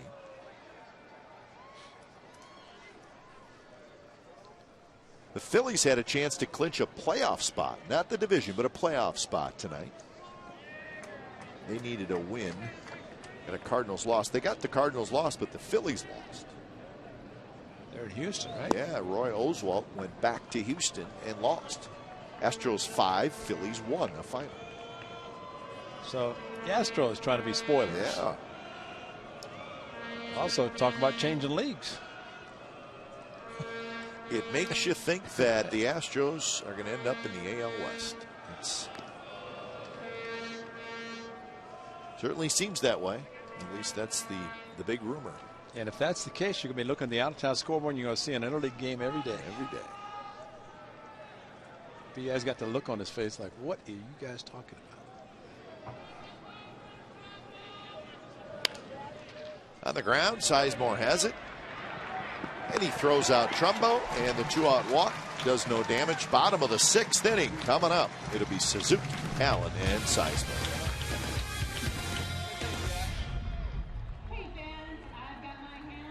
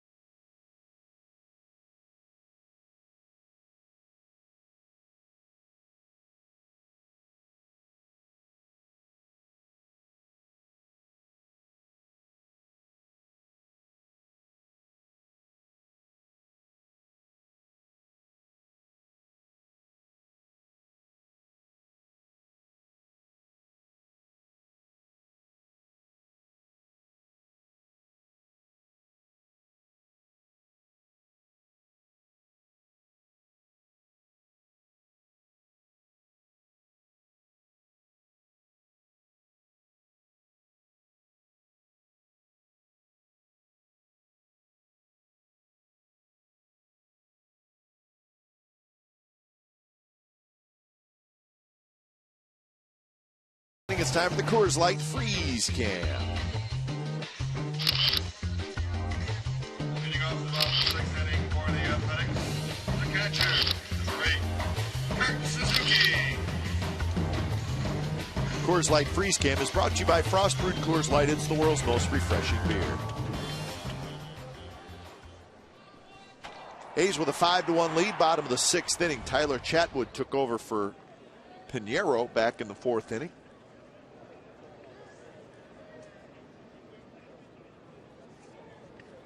And the first pitch to Suzuki is just a bit outside.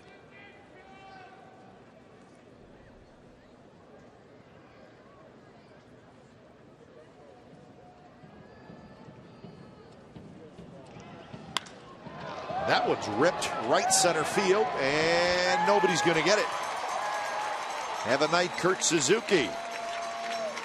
A single and a couple of doubles for Kurt. But it's all about the count and location of a fastball when you get a 1-0 fastball. And Suzuki off-speed pitch off the left field wall. This one to right center. Suzuki trying to get up to the 250 mark. Started the game 241, so 3 hits helps him. 115th game starting for the A's catcher. Always in the top of the list in that category. Had the day off yesterday, as did a few of the guys for the Athletics. So Brandon Allen steps in. And that first pitch is just a bit outside. Allen, a couple of strikeouts tonight, 0 for 2.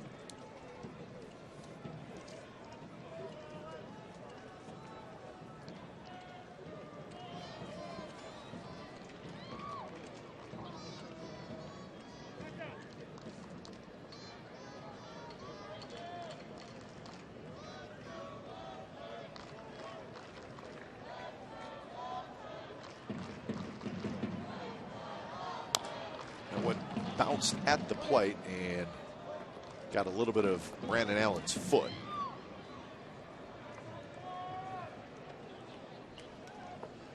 Thought maybe Brandon Allen trying to change a little bit as his facial hair kind of disappeared, just changed, and he said, I was actually trying to clean it up and I made a mistake. You know what happens if you have a beard or mustache and you trim it and you mess it up, you got to cut it off. And so he had to shave a little bit more than what he thought. So looking much youthful, a lot younger. That one runs outside, 2-1. Well, we never know about DLS, Faustino de los Santos.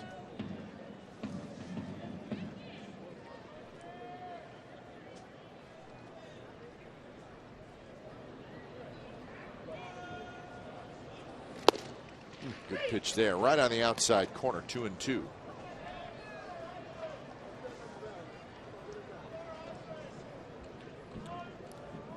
Sizemore will be next.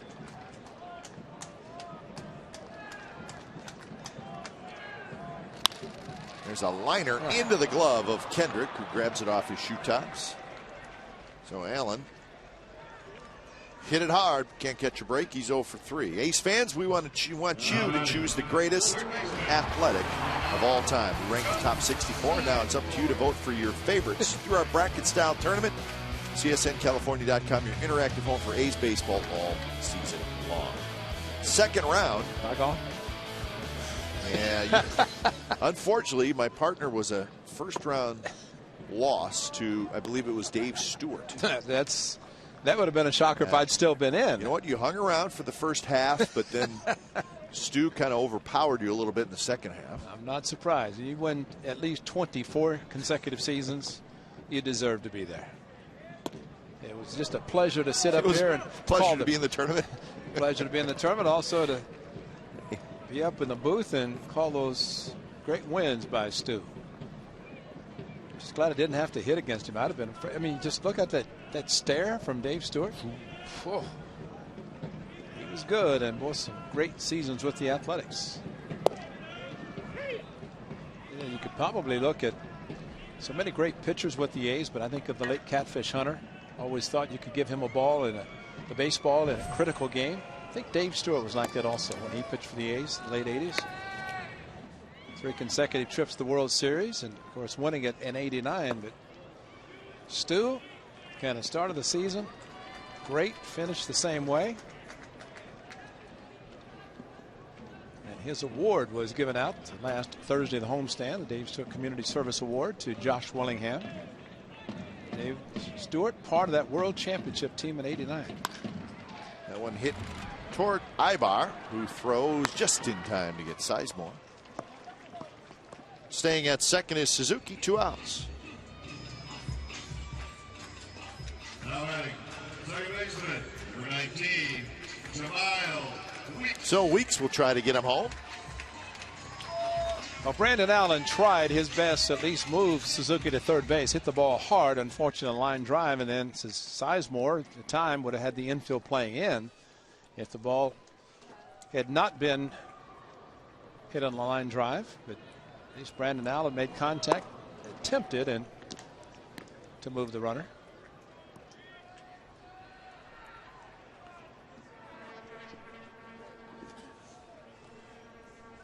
So Weeks steps in. He's been on base twice.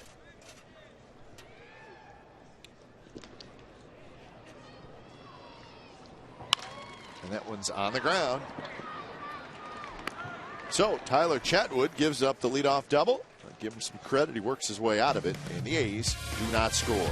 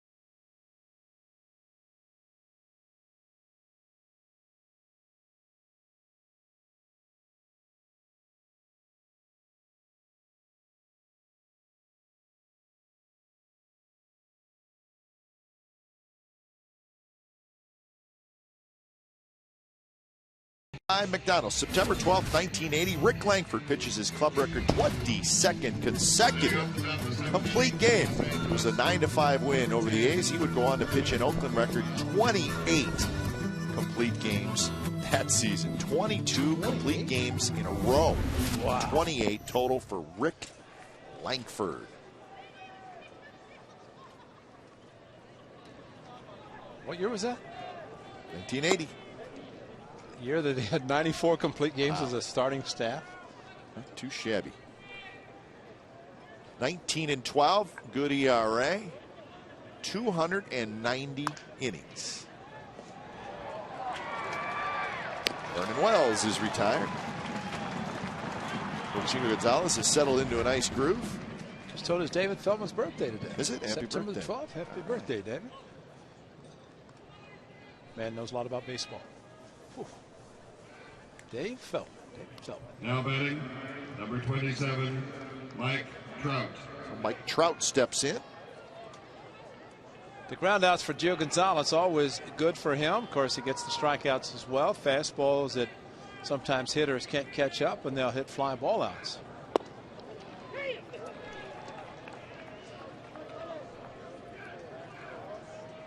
Gonzalez has retired 10 out of the last 11.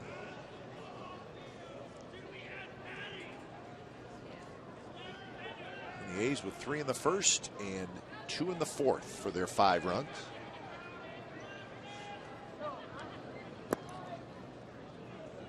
Trout tonight struck out, and then he lined out with runners at second and third. He had a line drive to the center fielder Ryan Sweeney.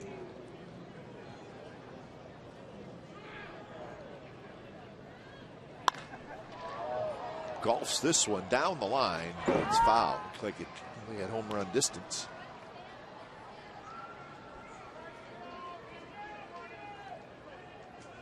It's going to be a great thrill for a young player to be in a pennant race. Mike Trout, 20 years young, and getting an opportunity to play on a team that's in the thick of the race, and especially playing with some proven veterans on the ball club. Just about a perfect pitch from Gio Gonzalez. A fastball on the outside corner. So that is strikeout number 6 for Gonzalez. Well, this is a great pitch for Gio, because if there's one pitch throughout this season and for Gio, his career is nailing the outside corner. And when he does that, it's an unhittable pitch. Throw the hard curve inside, as he did, getting the strikeout to Trumbo in the big inning in the fourth with a couple of runners on, and starts to throw the fastball. Bob Melvin, Robin Romanek looking at the board, and they see 93. With pitch number 109. Yeah. Nothing wrong with that.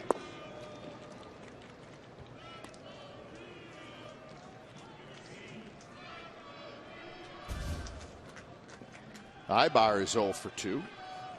The Angels only have 4 hits. The A's have 8.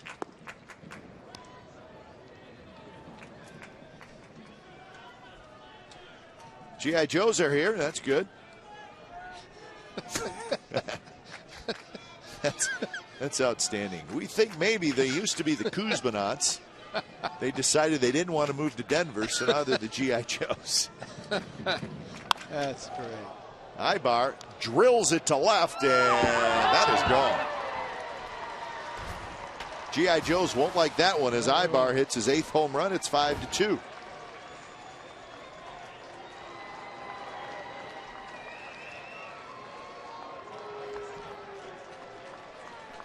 Well, a good fastball, just one of those you tip your hat to Ibar, who looked for and got the fastball he's looking for. It is a solo home run, which that's perfect, but a good pitch to swing, make contact. Gio's providing the power and right into the barbecue terrace. Right there. Clank, but able to retrieve the souvenir after it banged off his hands.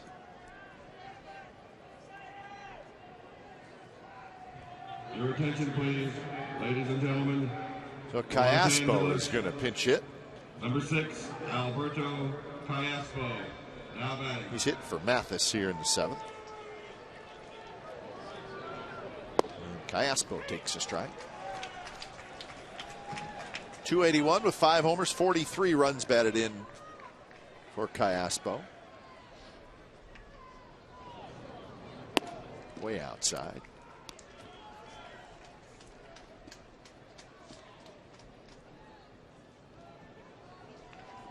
That's the 16th home run that Gio Gonzalez has allowed this year,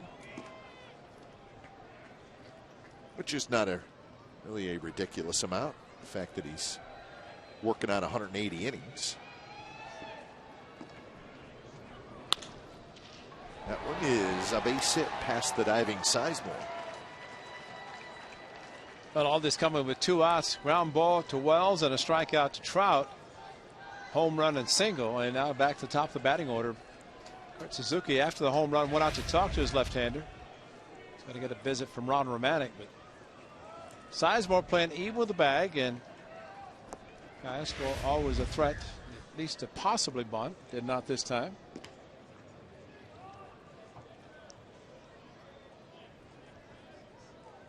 Fuentes getting loose out in the bullpen.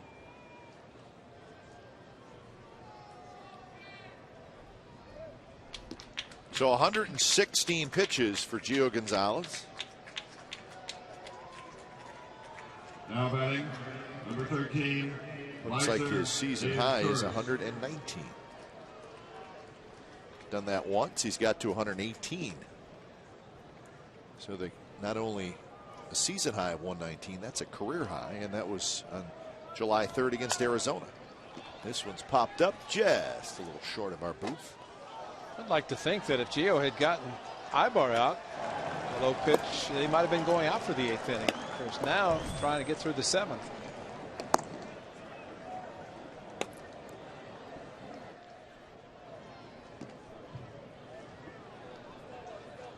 Oh, 1-2 is Torres, and it misses outside.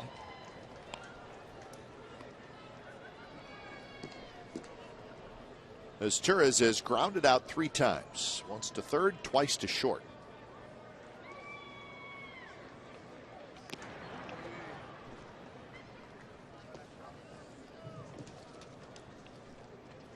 Still 6-1 Yankees over the Mariners in the 7th inning up at Safeco.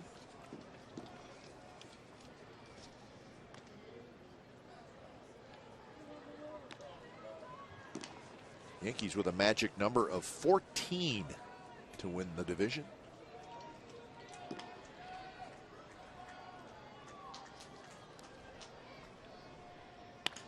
There's a shot up the middle and a base hit. A breaking ball, and as Torres has the 3rd consecutive hit. And what that does is it gets the tying run to the plate, and we're going to get a new pitcher. So Gonzalez got the first 2 outs here in the 7th, but then a homer, a single, and another single, and that's going to do it. So 119 pitches for Gio Gonzalez, and he's going to leave with a 5-2 lead. When it's time for a change, think Speedy Oil Change and Tune-Up, your oil change tune-up and smog experts.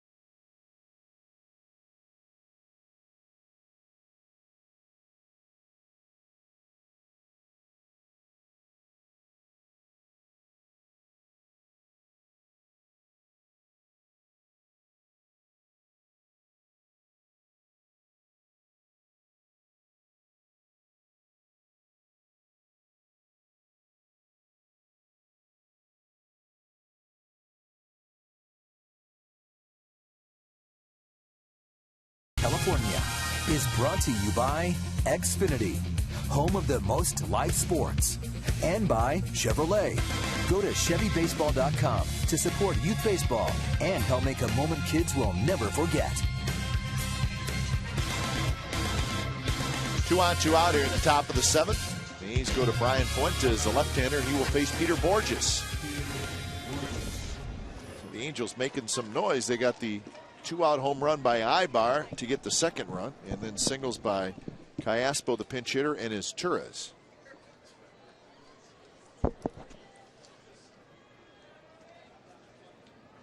So Fuentes against Borges, who is 0 for 3. First pitch is outside. Borges with a couple of groundouts to third and a strikeout.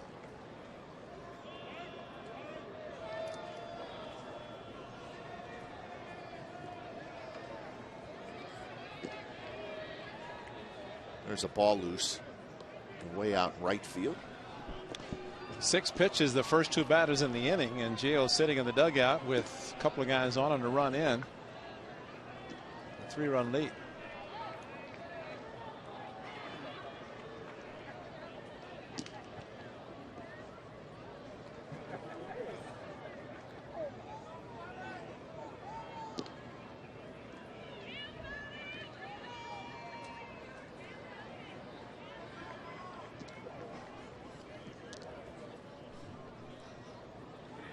Swing and a miss. Fuentes has been pitching very well as of late. His last 25 appearances, his ERA is 1.86.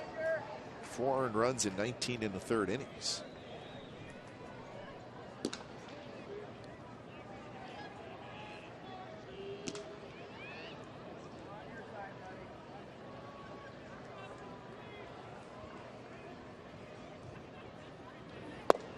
Good pitch down around the knees. Borges takes it, and it's 1-2. Rod Fuentes has a very good changeup, and for Peter Borges to take a fastball down the middle, might have been looking for it. And Rod Fuentes, a sneaky fastball. There's the sneaky part right there. Just snuck right past him, couldn't pull the trigger.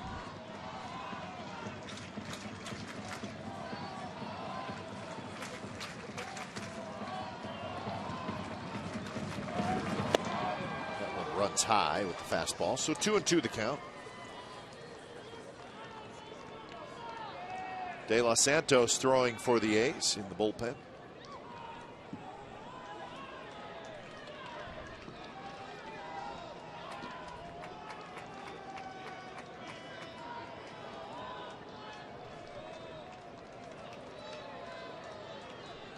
Another ball is loose. This time it's in left field. Like that, he bounced one off the catcher into the stands. So if you're manager, pitching coach, and you watch your reliever warm up, you're saying, do we want him to come in? So,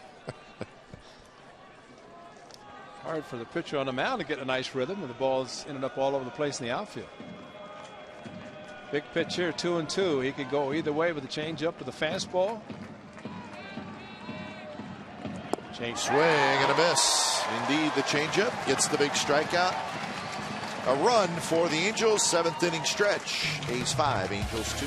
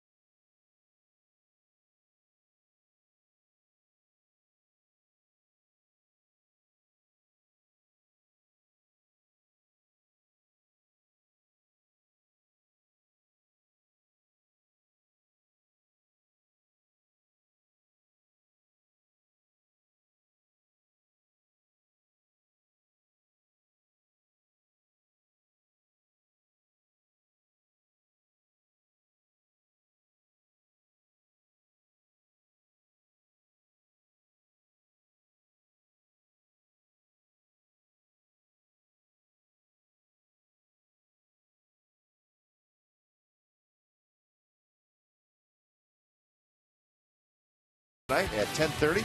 It's on our sister station, Comcast Sportsnet Bay Area. Full highlights from this game. The Raiders and the Broncos are going at it. They are in Denver.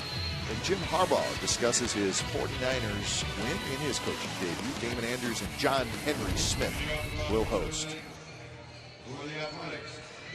Cliff Penning to lead it off as Tyler Chatwood has gone 3 innings so far, and he's back to work for his 4th. First pitch is low. Callaspo stays in the game. He's at 3rd. And Bobby Wilson is the new catcher.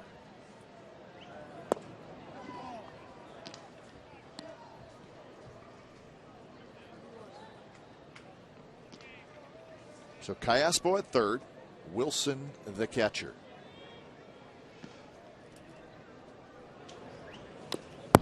Pennington with a good swing. Fouls it straight back.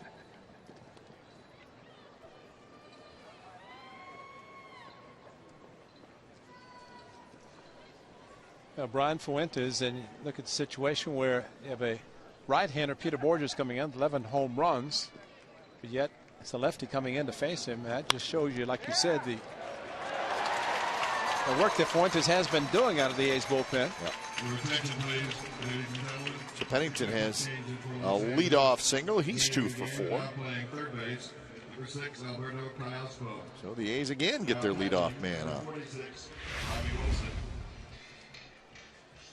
5 times in 7 innings they have done that. Pennington's been doing a good job of waiting, and really when he gets a fastball to hit the fastball count, he's not really trying to jump on it, just a nice easy swing, and ball ends up jumping off his bat. Pennington runs, pitches inside, juggled by Wilson, and Pennington has a steal. So new catcher, Pennington takes off, and he picks up the stolen base. Good 13th. That Matsui took the pitch and allowed him to steal.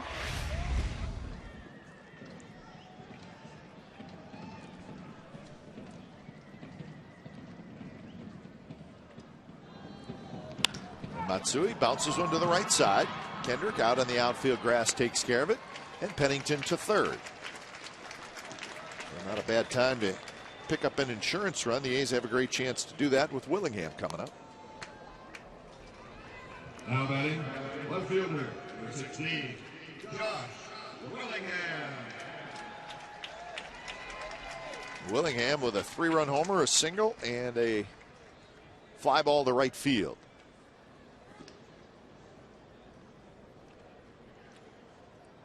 Always for a hit or knee situation, especially if you had a good night, you're going to wonder, are they going to pitch to me, pitch me carefully?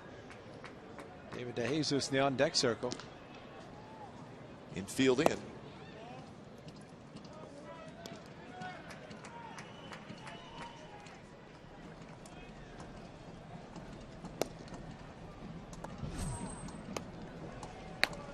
So Trevor Bell is up for the 2nd time. He's joined by Horacio Ramirez.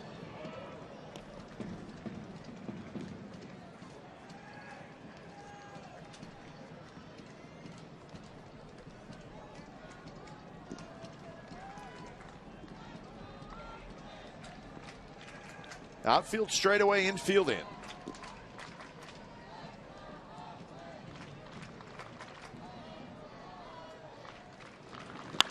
And there's a line drive base hit. Willingham's big night continues. Pennington trots home. 6-2 A's. And that is 4 RBIs for Willingham. Give him 88 on the year. And no more did that hit occur. Mike Scioscia out of the dugout, and well, Josh Willingham, you cannot make a mistake with him the way he's swinging the bat, and that's what Chatwood did, and that would be his last pitch. So when it's time for a change, think Speedy Oil Change and Tune-Up, your oil change tune-up and smog experts.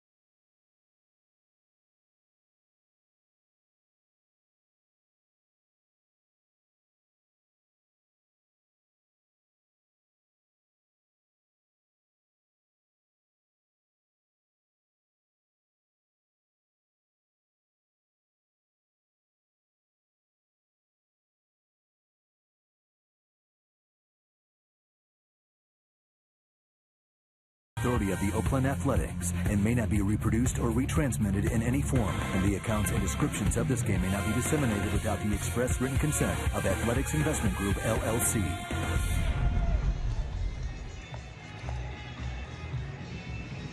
So Willingham, 3 hits, 4 RBIs tonight for the Athletics, and the A's lead 6-2 in a game the Angels can't afford to lose. Say that about the rest of their games. Horacio Ramirez, the left-hander, comes in to face DeJesus.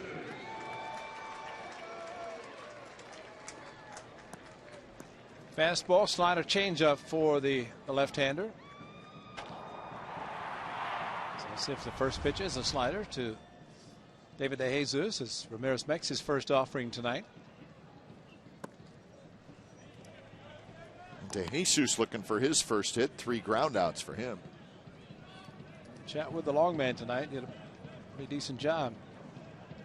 Relief of Joe Pinheiro. So he's shown he could pitch out of the rotation, starter, or out of the bullpen.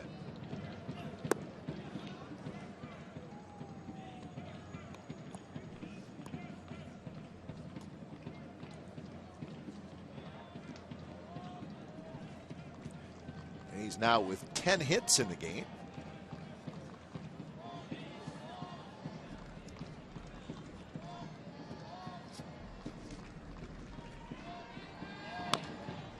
DeJesus on the 2-0 pitch rolls it foul. A couple of lefties in a row with DeJesus and then Sweeney. So that is the job for Horacio Ramirez.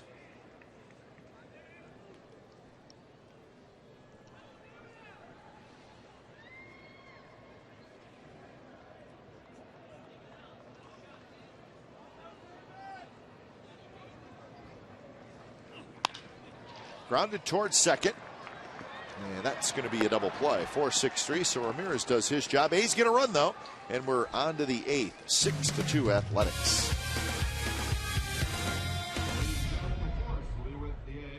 This Friday, Star Wars music will accompany the post-game fireworks.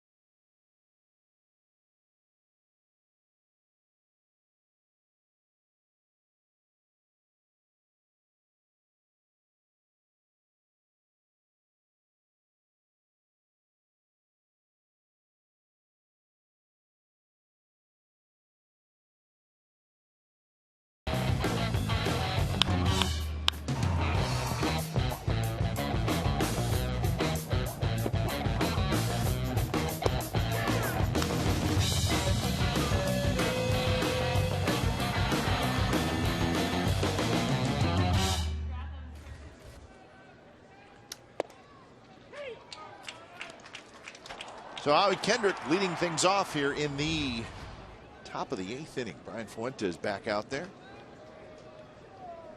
Fuentes got the huge out of Borges in the 7th with 2 on and 2 out.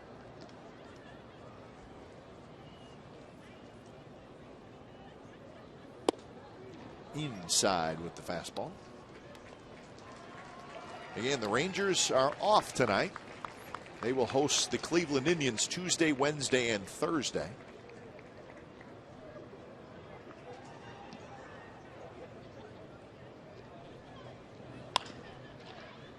Fuentes now ahead in the count, 1-2.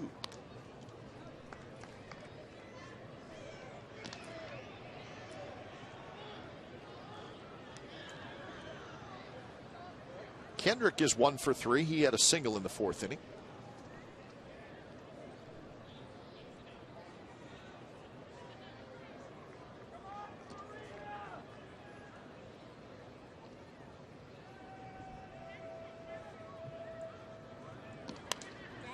Good fastball there as it ran in on Kendrick. Kurt Suzuki again with this hitter. One of the fastball up, and Brian Fuentes' control is so good that you want it up, I'll throw it up in the zone, and that's exactly where he did. Kendrick, a very powerful hitter. They wanted to go inside. He likes to hit the ball to the opposite field with his power.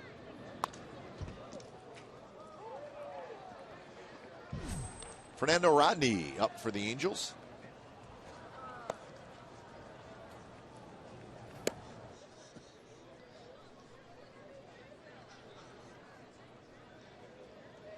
Chef Rodney. Yep. Delara's always thinking about food. Fernando Rodney, what does he say? Chef Rodney. Again reached for as Kendrick stays alive. Maybe before the homestand over, Chef Rodney brings some of those good burgers he's got in. Haven't seen him in a while. I don't want to say anything. West Side Club featuring those nice cheeseburgers. Yeah. I think he'll pay us a visit before we leave. Well, it is a 10-game homestand. He's getting geared up for football, so plenty of time left of baseball season. Line shot into the glove of De Jesus. So 1 out here in the top of the 8th.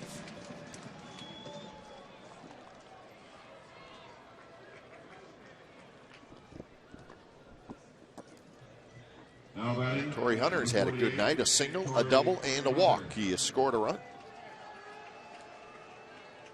He was tripled home by Wells in the 2nd. That was interesting facing your former team. Brian Fuentes, of course, pitched for the Angels. Had some good seasons closing for them. And now tonight, an opportunity with the Angels down by 3. Fuentes comes in and gets a big strikeout of Peter Borges.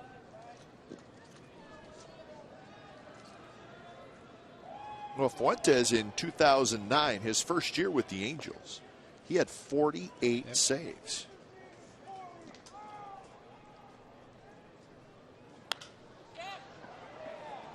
Shallow right, more work for De Jesus.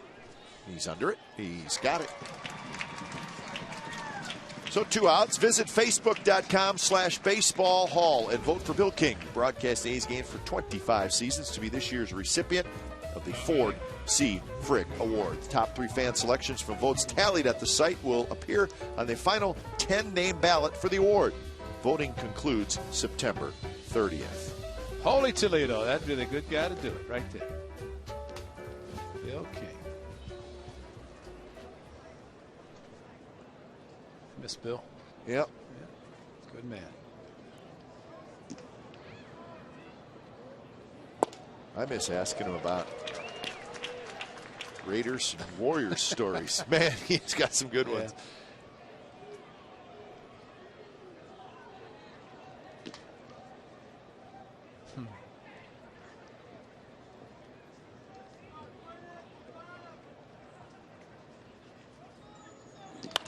My favorite Bill King sports call was when it was a Raider game. Playoff game, Raiders scored a touchdown or something, and John Madden was arguing, and he said, Madden's arguing, and the officials say, Madden, get your big butt off the field. Exactly. It's the greatest. Yeah. You know which one I'm talking about. Absolutely. Oh, man. And he had the ability to say that eloquently, as only Bill could do. Well, he had such a passion, and you know, just umpires and referees and anybody that on the field or the diamond or the courts with the stripes on, and, you know, just Wow. I don't know there was ever an official that Bill liked. Yeah, he was tough on those referees, the umpires.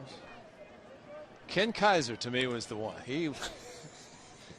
Ken Kaiser. Why doesn't that surprise me? He's a professional wrestler, and Bill, I'll take him on. And he would. And we tried to work it out so Kaiser would meet Bill in the F lot as he was leaving, just to see what Bill would do. Ken Kaiser, he was huge. Wow.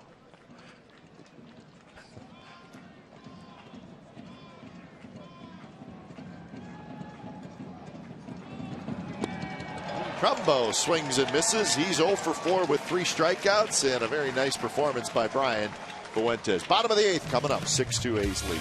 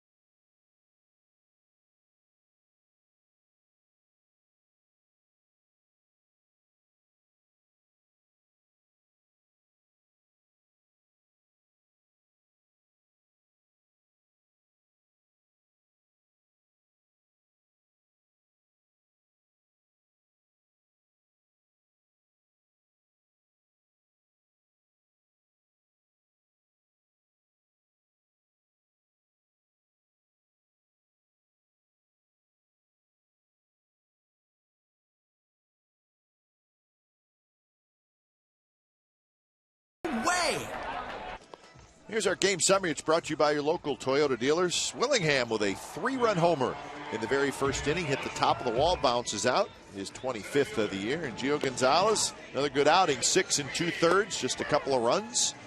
And a walk, 6 strikeouts. He tied a career high, throwing 119 pitches. So the A's 3 outs away from getting Gio Gonzalez his 13th win of the year. 2-7-0 for the Angels, 6-10-0 for the Athletics.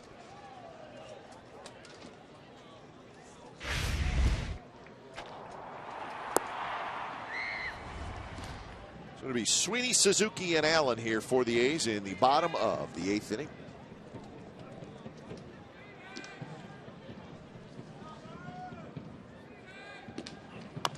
Sweeney check swing back to Ramirez, who flips to first, and that's out number 1.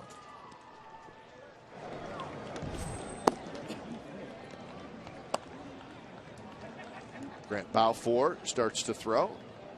Looks like we're going to get a pitching change. So when it's time for change, think Speedy Oil Change and Tune-Up. It's your oil change, tune-up, and smog experts.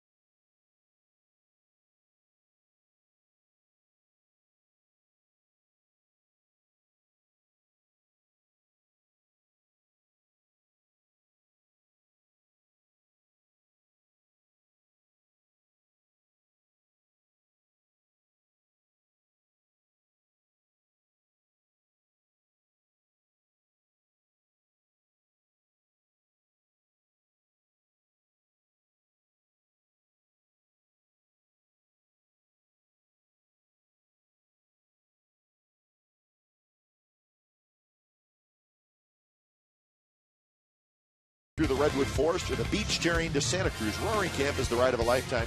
RoaringCamp.com. Now batting for the catcher. 6-2, the A's lead. It is the bottom of the 8th inning. The veteran Fernando Rodney takes over. And he'll face Kurt Suzuki.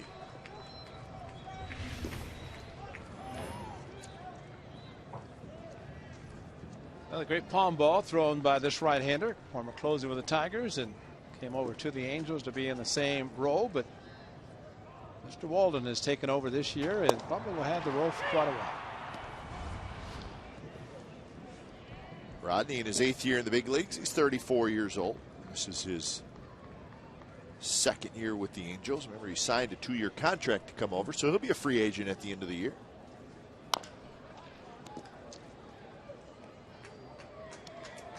May not be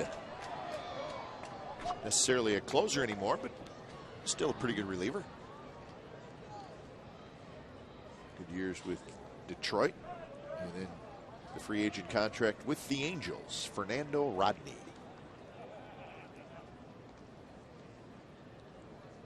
Three hits for Suzuki, including a couple of doubles.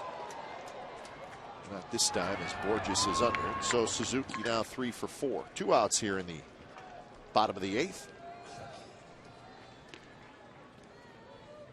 Now batting, first baseman, number 31, Brandon Allen.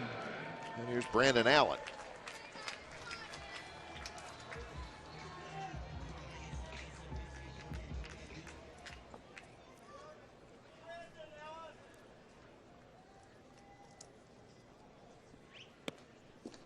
So Allen desperately needs a hit. He's 0 for 3. He's 0 for his last 21.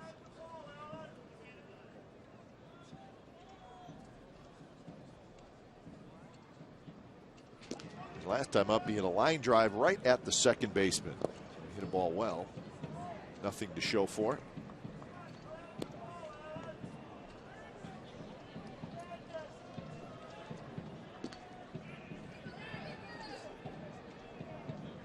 So 2-0 to Allen. See what he gets from Rodney on 2-0. It's an off-speed pitch, and it floats outside. 3-0. Challenge him with a 3-0 fastball, and it might be the only one he gets in the at-bat and swing.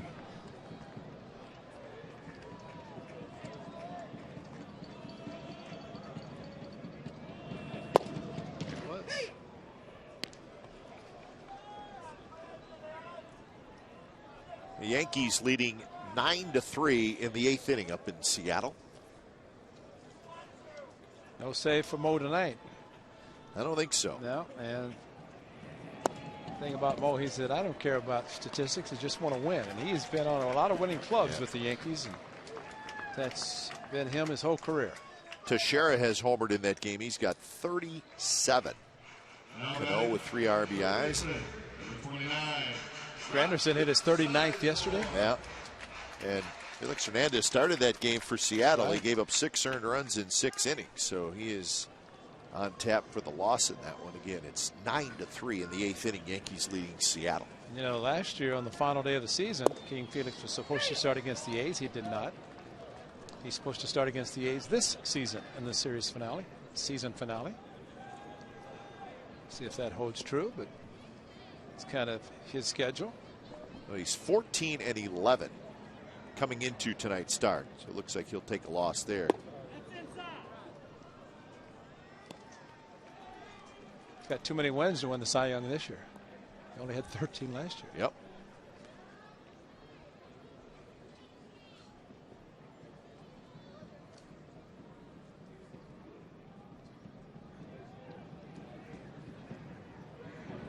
Sizemore takes a bit inside, 2-1.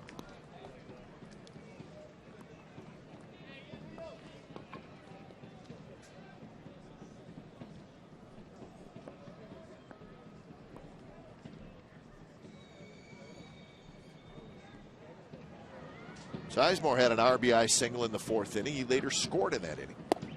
So we're going to miss 94 miles an hour from Rodney.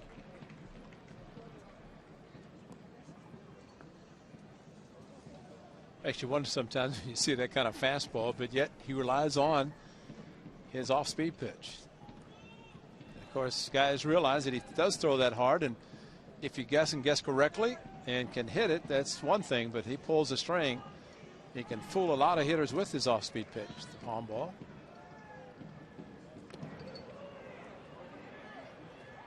Well, it's like a changeup, but it also really breaks down a lot. Yep. Yeah, almost bottoms out.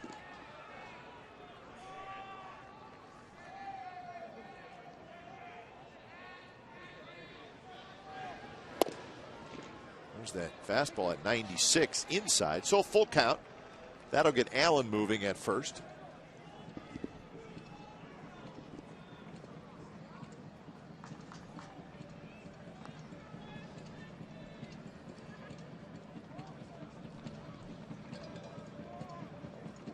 There he goes. Payoff pitch is low. Good at bat for Sizemore. Back-to-back 2-out walks.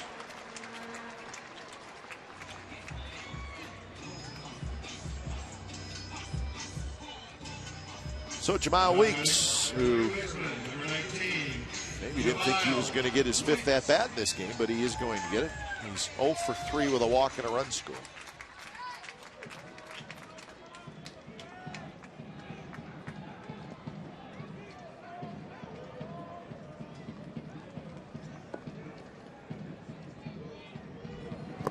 First pitch is low. Weeks also reached on a fielder's choice in the 4th inning. So no hits tonight for Weeks, but he still has 106 hits. And this is his 83rd game. He's got 22 doubles. He's got 8 triples. And he's got 21 stolen bases. Not too shabby. He's just going to get better and better, which means you look at a 162 game schedule season for him, a full season, and probably the best thing for him this year is playing in September. In the past, of course, injuries have occurred, but this year being able to play in September, which will help him in the future.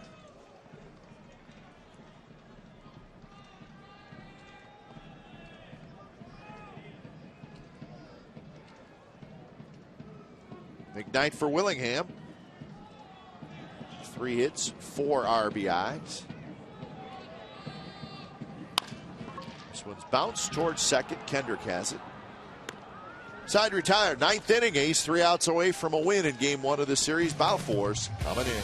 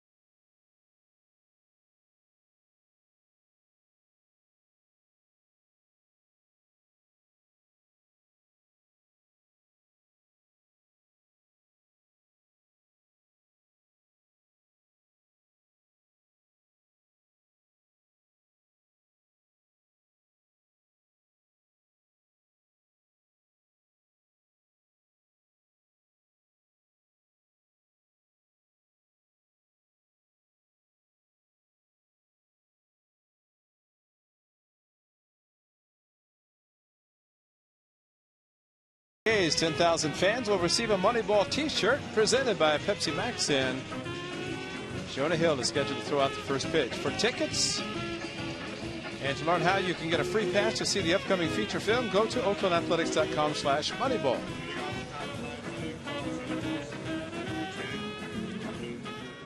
So Grant Balfour comes in. Top of the 9th inning. When it's time for a change, think Speedy Oil Change and Tune-Up, your oil change tune-up, and Smog experts. So Balfour trying to get the final 3 outs. He'll face Wells, Trout, and Ibar.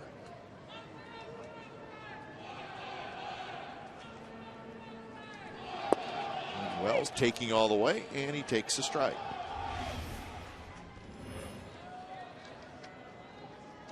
'57th game for Grant Balfour. He's been solid all year long.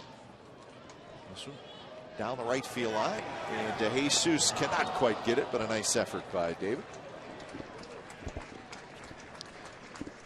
Yeah, here's a nice Fremont Bank play of the game. Josh Willingham, first inning, couple of walks on the board, and Joel Pinheiro gives up a 3-run home run to Josh Willingham right off the top of the fence over the wall.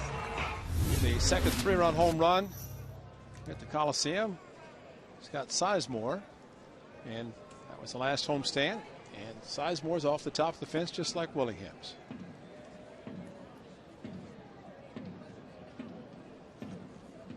To pitch is driven to left, and that's hit well. Willingham's going back, and that baby is gone. Wells homers. It's 6-3.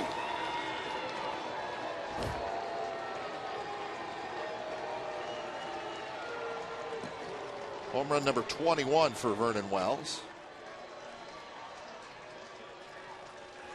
0-2, 95-mile-an-hour fastball, and Vernon Wells went up out of the strike zone. So much for going up the ladder, and he went up the ladder, chased it, and heavy night air here at the Coliseum, still made it up.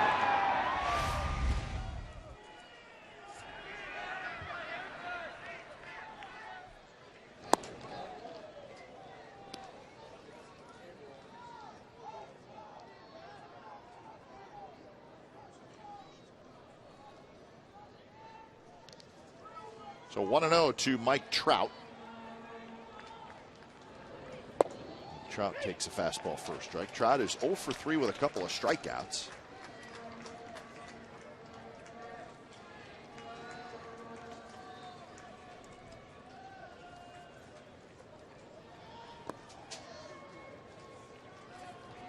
Well, not a save situation for Balfour. Came in with the 4-run lead. Bobby Abreu hoping to get a chance to hit. He's way down in the bullpen.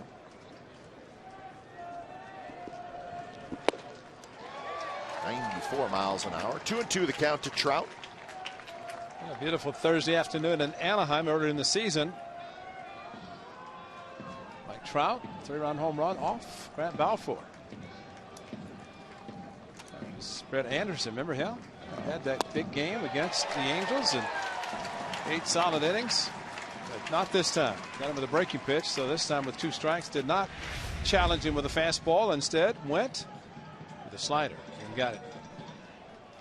So Trout with 3 strikeouts in the game. He's 0 for 4. 2 outs, and Eric Ibar steps in. Number 2, Eric Ibar. 1 out, excuse me.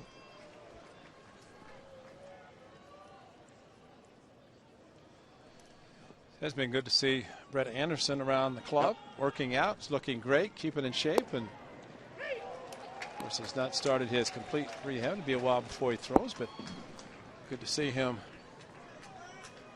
looking good. Be a while with Tommy John surgery. Yeah. Eric Ibar with a home run in the 7th inning.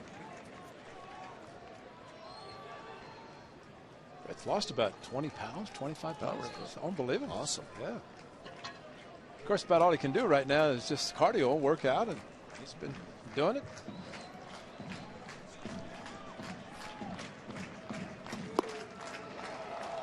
A 1-2 now to Ibar. Callaspo is in the on-deck circle.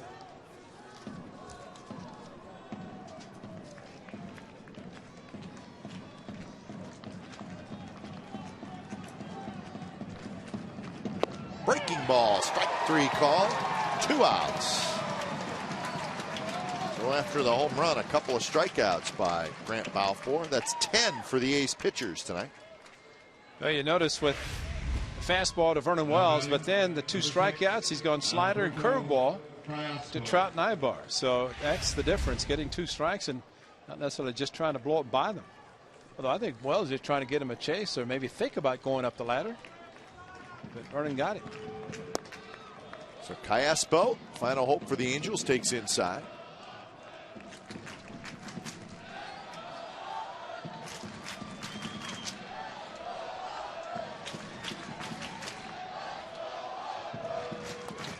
Callaspo had a base hit. He pinch hit in the 7th inning for Mathis and stayed in the game to play third base. So the Angels in danger of losing a half game in the standings, and that would put them 3 back of the first place Texas Rangers with 15 to play.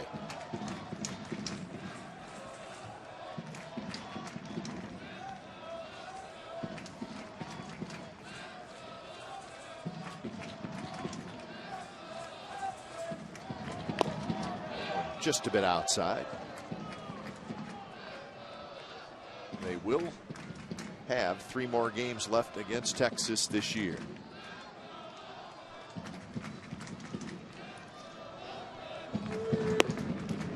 Three and 1 now to Callaspo.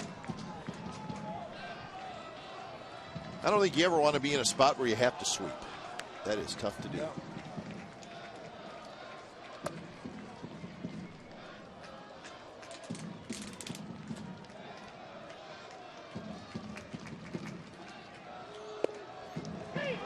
Strike call, 3-2 the count.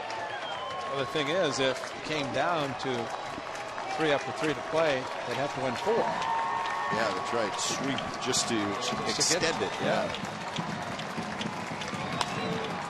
Callaspo stays alive.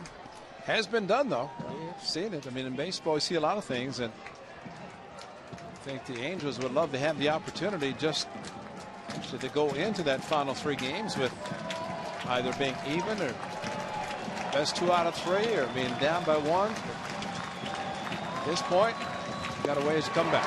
Swing and a miss by Callaspo, and that's the ball game. So Balfour gives up the home run to Wells and then strikes out the next 3. Willingham with 4 RBIs, and the A's win game 1 of this series by a final score of 6-3. So 2 more games left in the series, a night game tomorrow and a day game on Wednesday. There's your final, 6-3, Athletics over the Angels. Don't go away. A's post-game live from right here in the broadcast booth starts next.